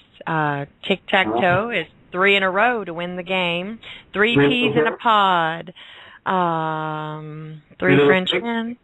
With 3 little pigs. It came up. Let's see. 1, 2, 3 o'clock, 4 o'clock rock. I didn't see that one last night. 3 strikes and you're out. Hear no evil, see no evil, and speak no evil. Yes. 3 leaves of 3, let them be. Leaves of 4, eat some more. 3rd eye blind. 3 doors down. Rock, paper, scissors. There's the 3 blind mice. 3 wishes. You rub the genie, you rub the lamp, the genie comes out, you get 3 wishes. We 3 kings. There's the 1, 2, 3 in your home. Or your 3rd eye. Talking about your... Funny, 1, 2, 3, that's the number on my letterbox. Nice. Scott, that's just a coincidence. Ignore it. Run away. Nothing to see here, folks. Nothing at all. Yeah. The wizard's busy. Close the curtain, quick. And of course, Manny has to come in with threesome. Anyway, yeah. Sure. My favorite Latin word is se, S-E, right? Like repetition, which actually means, when you translate it, this is what the Trinity of se means. The Holy Trinity, himself, herself, itself. You see, that's the Holy Trinity of the male, female creating the 3rd neutral, which in turn creates the 1. The 3 become the 1. The Holy Trinity. Yeah. We were talking earlier on about 13 as well. Oh, yeah. Had a meditation the other night on the 21st, and turned out to be 13 of us there, and one of the guys there had his 13th birthday. Excellent.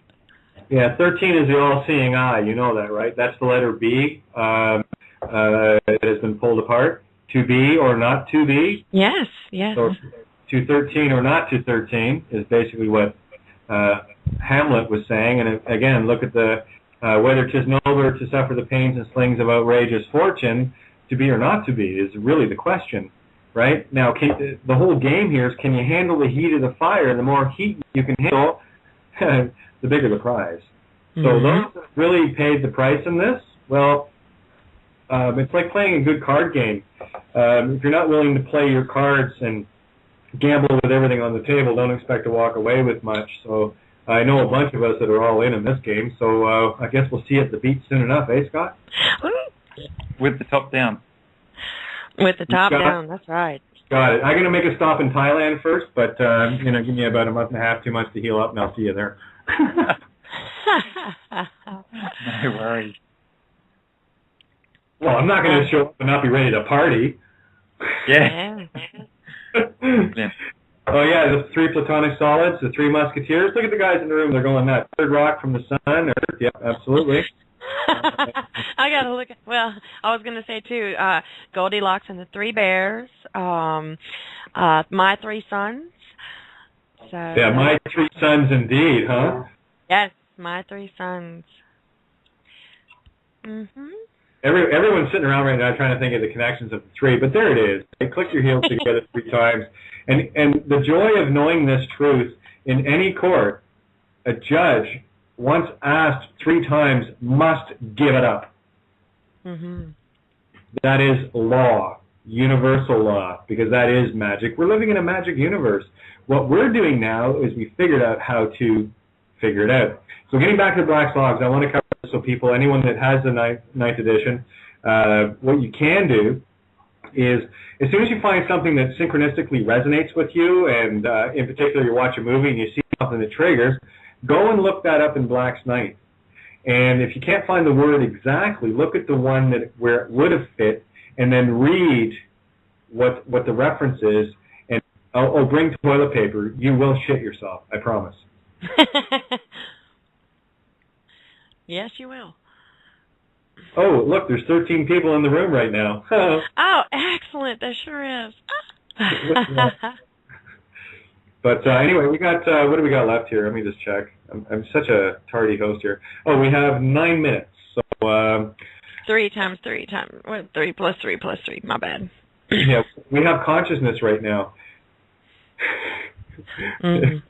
But anyway, Scott, yeah, just give us, I just want to hear your overview, because I know that the wheels are spinning in you right now, and that Corvette is going to be out of that customs very shortly. Yeah, well, I want to be, I was talking about spinning the wheels last night, actually.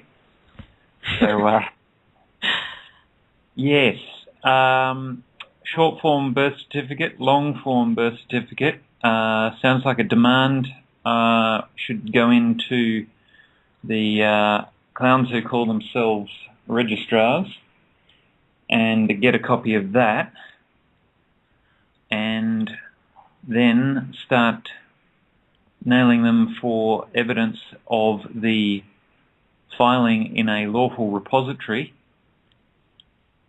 with the use of a certain writ.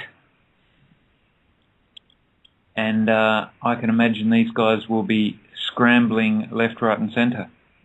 Well, that's the thing, and this is the joy of it. When you bring out the can of Raid, the cockroach is split, remember? And this is what this is. You want to talk about Raid? Well, here's a Raid on your entire universe system. And so I think if you're looking to get a hold of the long form and the short form, the easiest way to do it is go through a third-party company that can order them, and which is normal practice. And just get your birth bonds, and you can't do anything. And again, there are details that have to. There's places that this has to go to that I have not divulged. I've given a couple of things, but there are others that are part of this loop. And the ones that, let's just say, the ones that have already got this stuff together, remember this, guys, it's not important that everybody gets through if but shall awaken. Mm-hmm. Only one has to do it.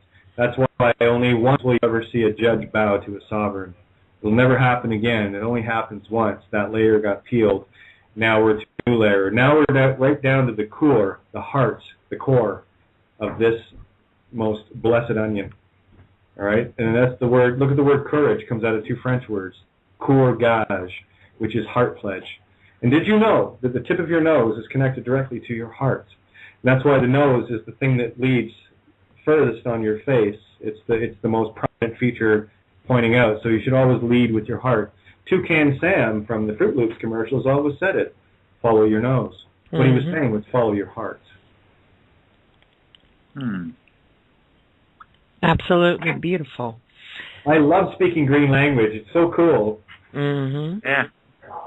Finally got it. I finally got it nailed. So I'm just really having fun with this now. I can see all the dots, you know, and it is beautiful. It is stunningly beautiful. Everything in front of you guys, this whole planet, as you observe it, is all past. You're not in the now, because what you're looking at is something that was already built. So it is past tense. You have to get into the present. Cut the strings of your Pinocchio. So if you're in the now, you're still delayed. You've got to be into the present. And when you look at everything out around you that is past, all your clues were already there, that you present yourself. How about you go looking for them? You left the breadcrumbs. Go find them. Go play. This is a treasure hunt. This is a game of games. Okay, guys? So go and have fun. Like Scott was saying earlier, we're looking for the solution to the problem. Well, the clues for the solution to the problem lies in the problem. And just the same as the antivenom that they make for snake bites. What is it made of?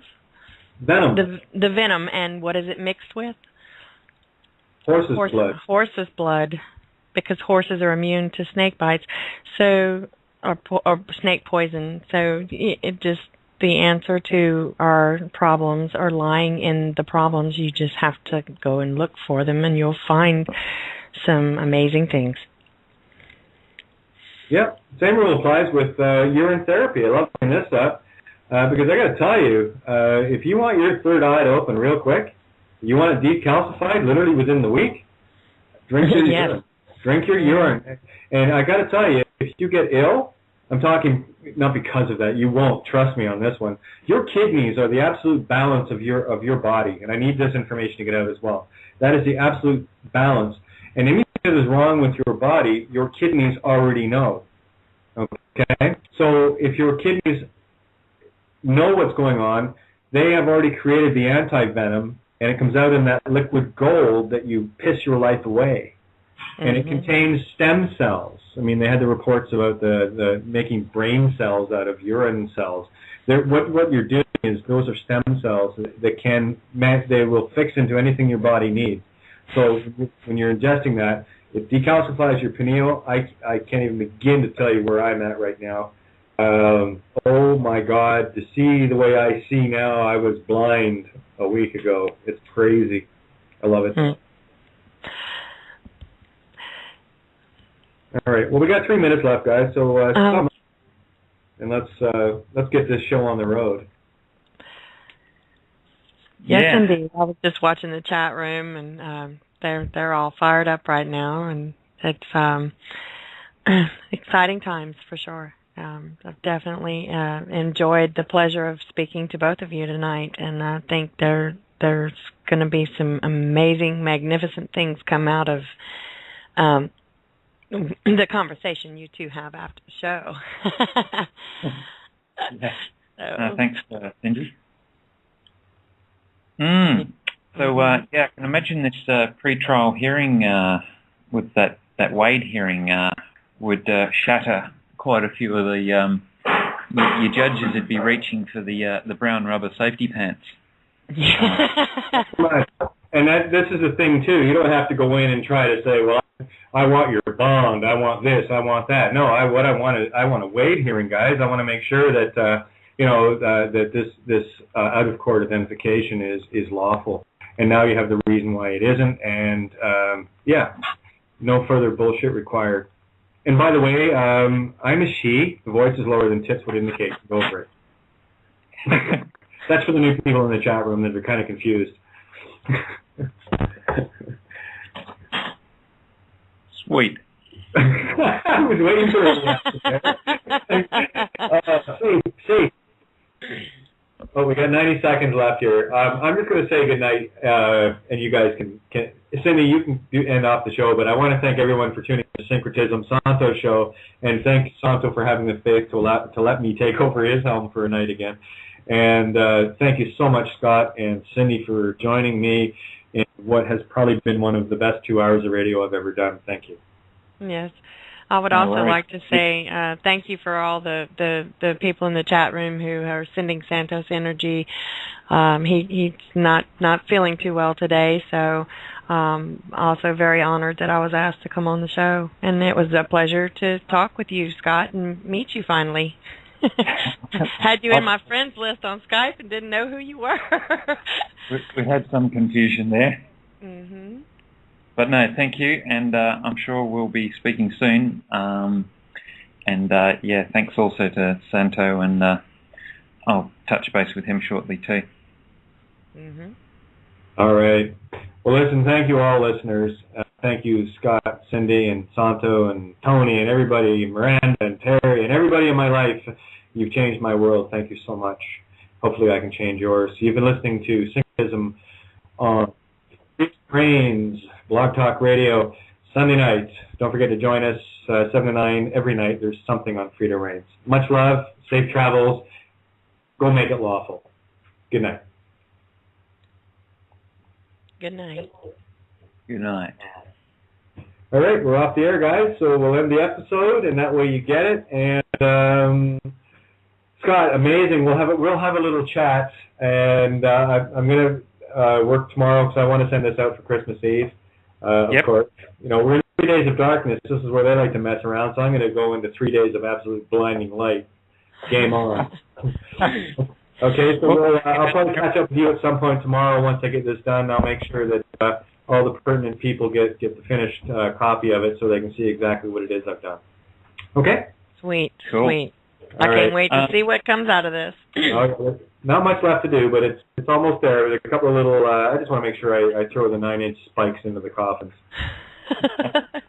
Awesome. When would be a good time to fill you in or give you a little background on some of the info that I've come across? Oh, whatever suits you. Hey, let me get off the show here so that we can chat, because this is in recording right now and it goes into the download. So if you want, as soon as I end this, maybe we can do a quick Skype call, the three of us. Yep, won't take long. Okay, no problem. Both of you have a wonderful day and evening, and I'm going to eat supper. Okay, so you don't want in on the call? I'll just call Scott direct, I thought.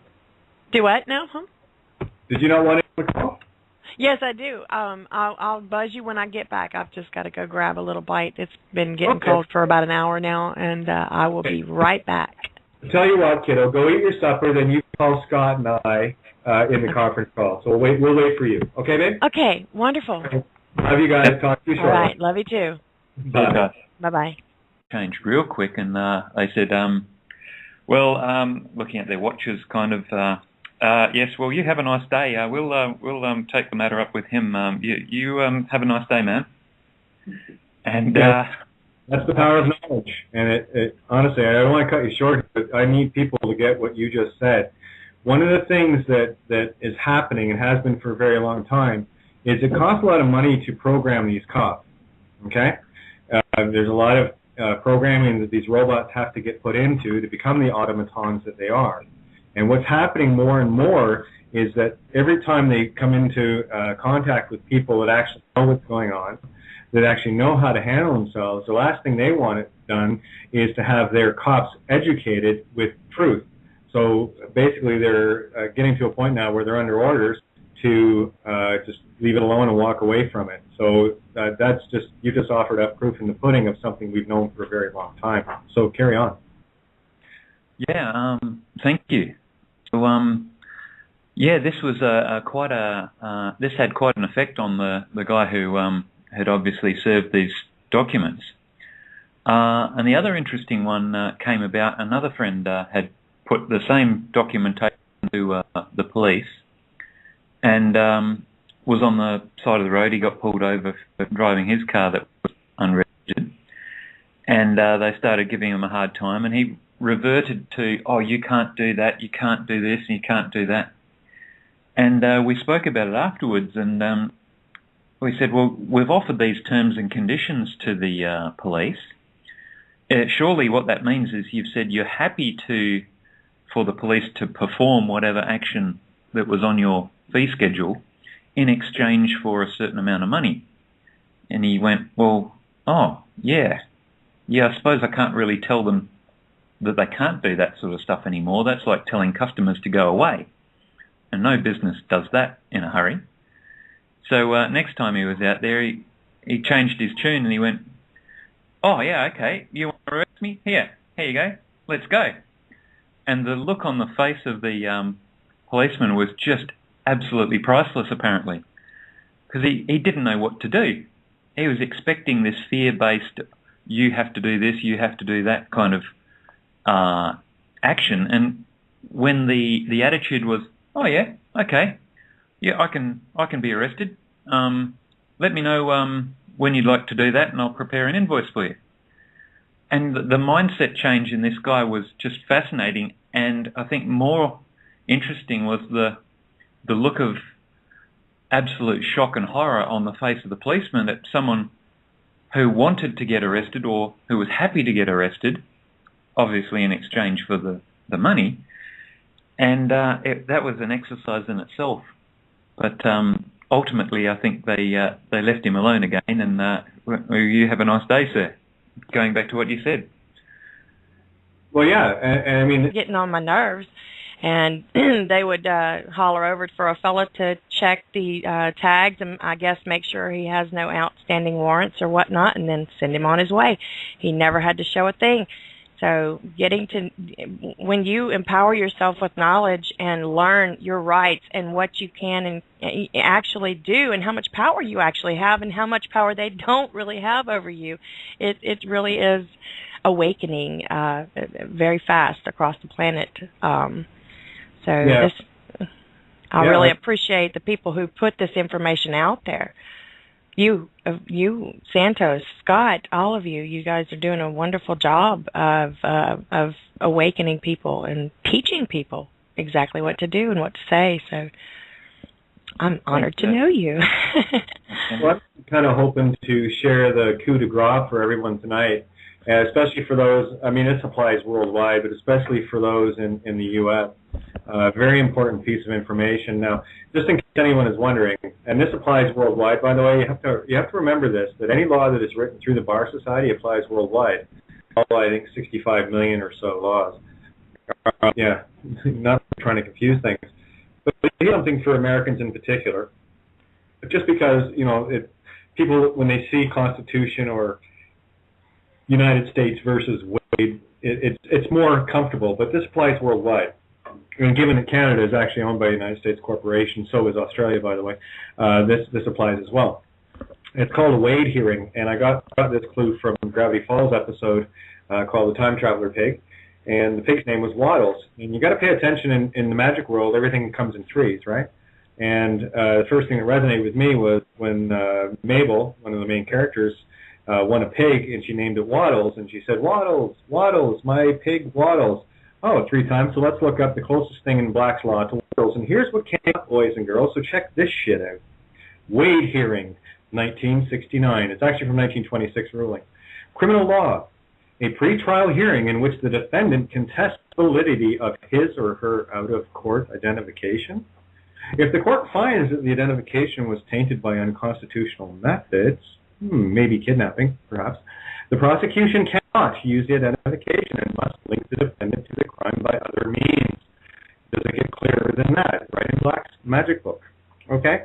So let's have a look at validity of his or her out-of-court identification. Well, I'll tell you why it's not valid and why it's unconstitutional, and that's worldwide, is the fact that the birth certificate is an unlawful document until it is placed in a lawful repository. That was by command of as commanded by Richard I.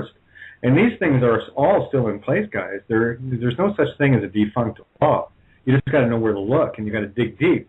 So the basic thing here is, and I proved this, from my perspective in terms of how I was trying to travel to Ireland last year to take my dad's ashes home. I went to the British High Consulate, and I documented middle of January. I sent it out January 13th of this year.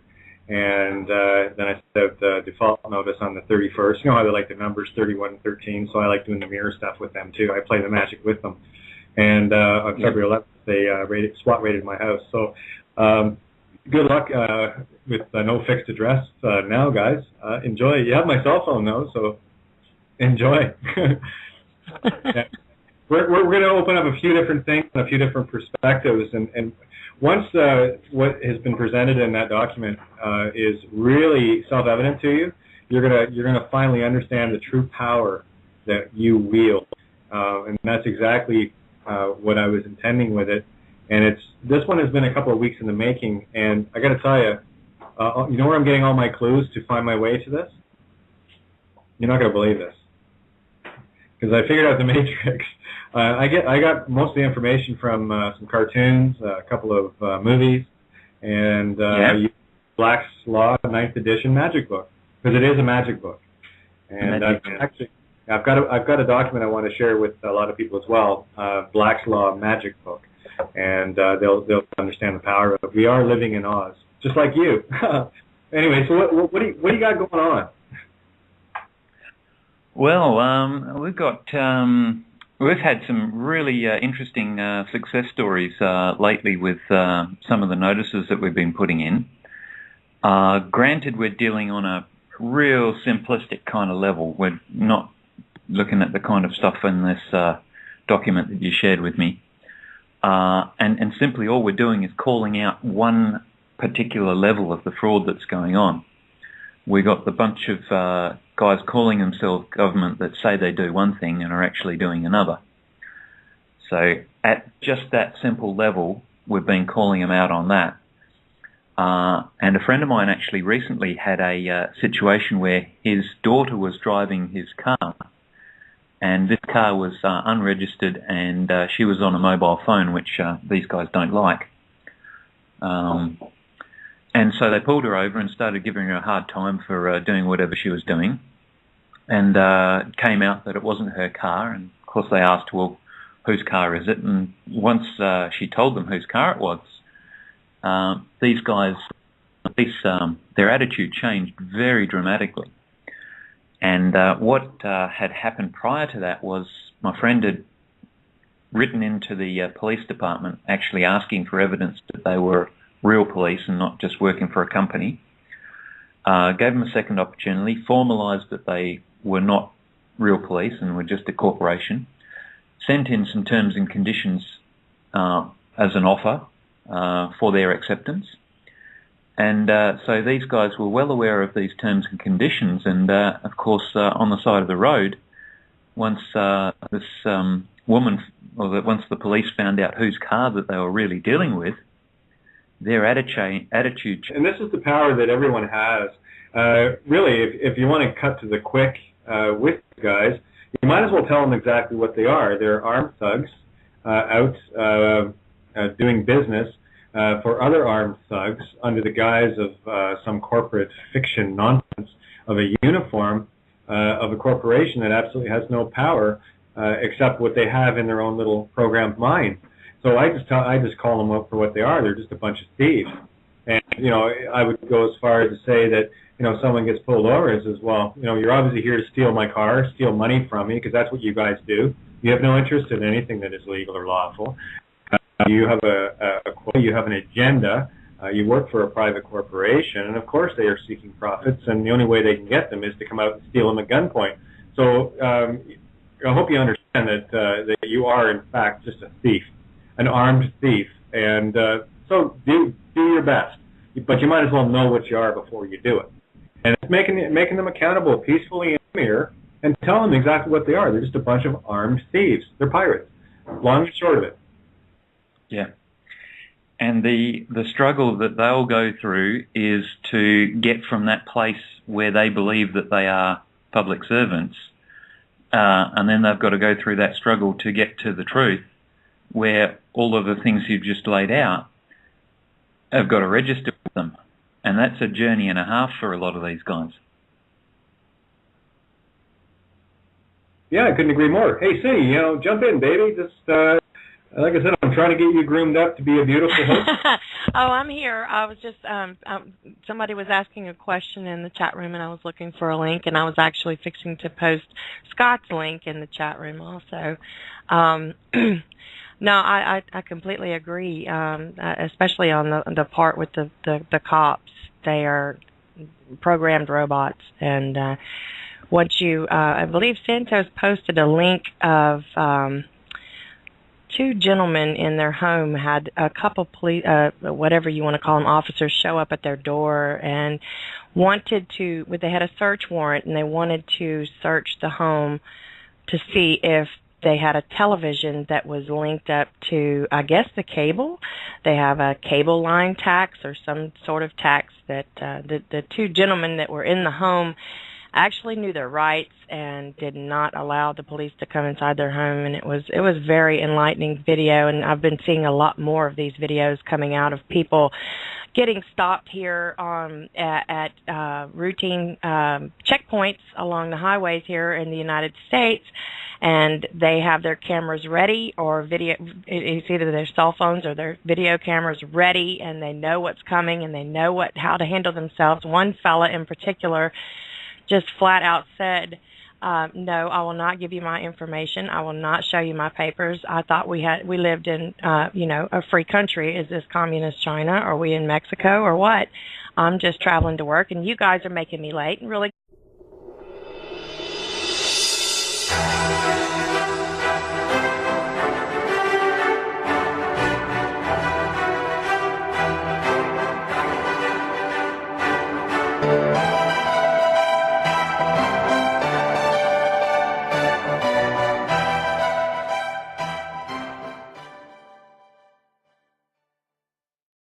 And welcome to Syncretism. This is the Santos Bonacci show. Santo had a couple of things come up, so he's asked me, Kate of Gaia, to sit in for him tonight with special guest Scott. We love Scott. We love Scott a lot because he's causing some flare-ups down under. And of course, we have the lovely Cindy joining us again. She's not aware of it yet, but I'm grooming her to have her own show on Freedom Reigns. But that's probably the first she's heard of it. How's it going, guys? We got you? Wow. That's going good. I hear a major echo. Oh, that's good. That's because I'm not muted. Here you go. Okay. Well, I'm doing just fine in the not-so-sunny California today. It's a pleasure to meet you, Scott. How are you? Good, thanks. And you? Wonderful. You know, we love hanging out with you Aussie boys, I got to tell you.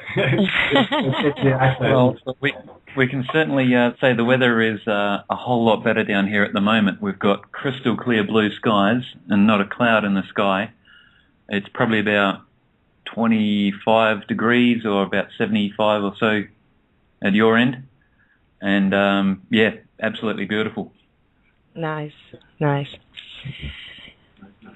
was going to say, we speak fluent Celsius up here. It's the Imperial Fahrenheit down in the U.S. there. So I guess we're bitemporal.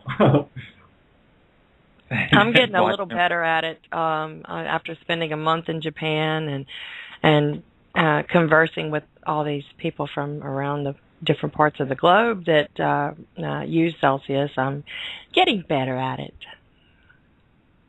Sweet. Exactly. So I guess I sent you a little document, Scott. Did you have a chance to have a look at it? I've had a chance to have a quick squiz in between taking a friend to the airport, but it's shaping up as pretty interesting. Yeah, well, you see, this is the problem with us two spirits. We like putting everything in the mirror. And I got some brand new ammo for you that they're not going to like at all, because this puppy's going out to the world tomorrow. Almost done, just doing a little fine-tuning on it. And you got the working copy, which is the most complete version of it. And I'll have it all finished off tomorrow. And there's going to be a lot of people around the world getting it, and they're not going to like it. Merry Christmas, ho, ho, ho. It's shaping up as, yeah, that's going to open a few can of worms. Yeah, well, you see, this time last year, I had just finished writing Denic Ultimatum Reviewio Verum, and as you know, within a couple of weeks of releasing that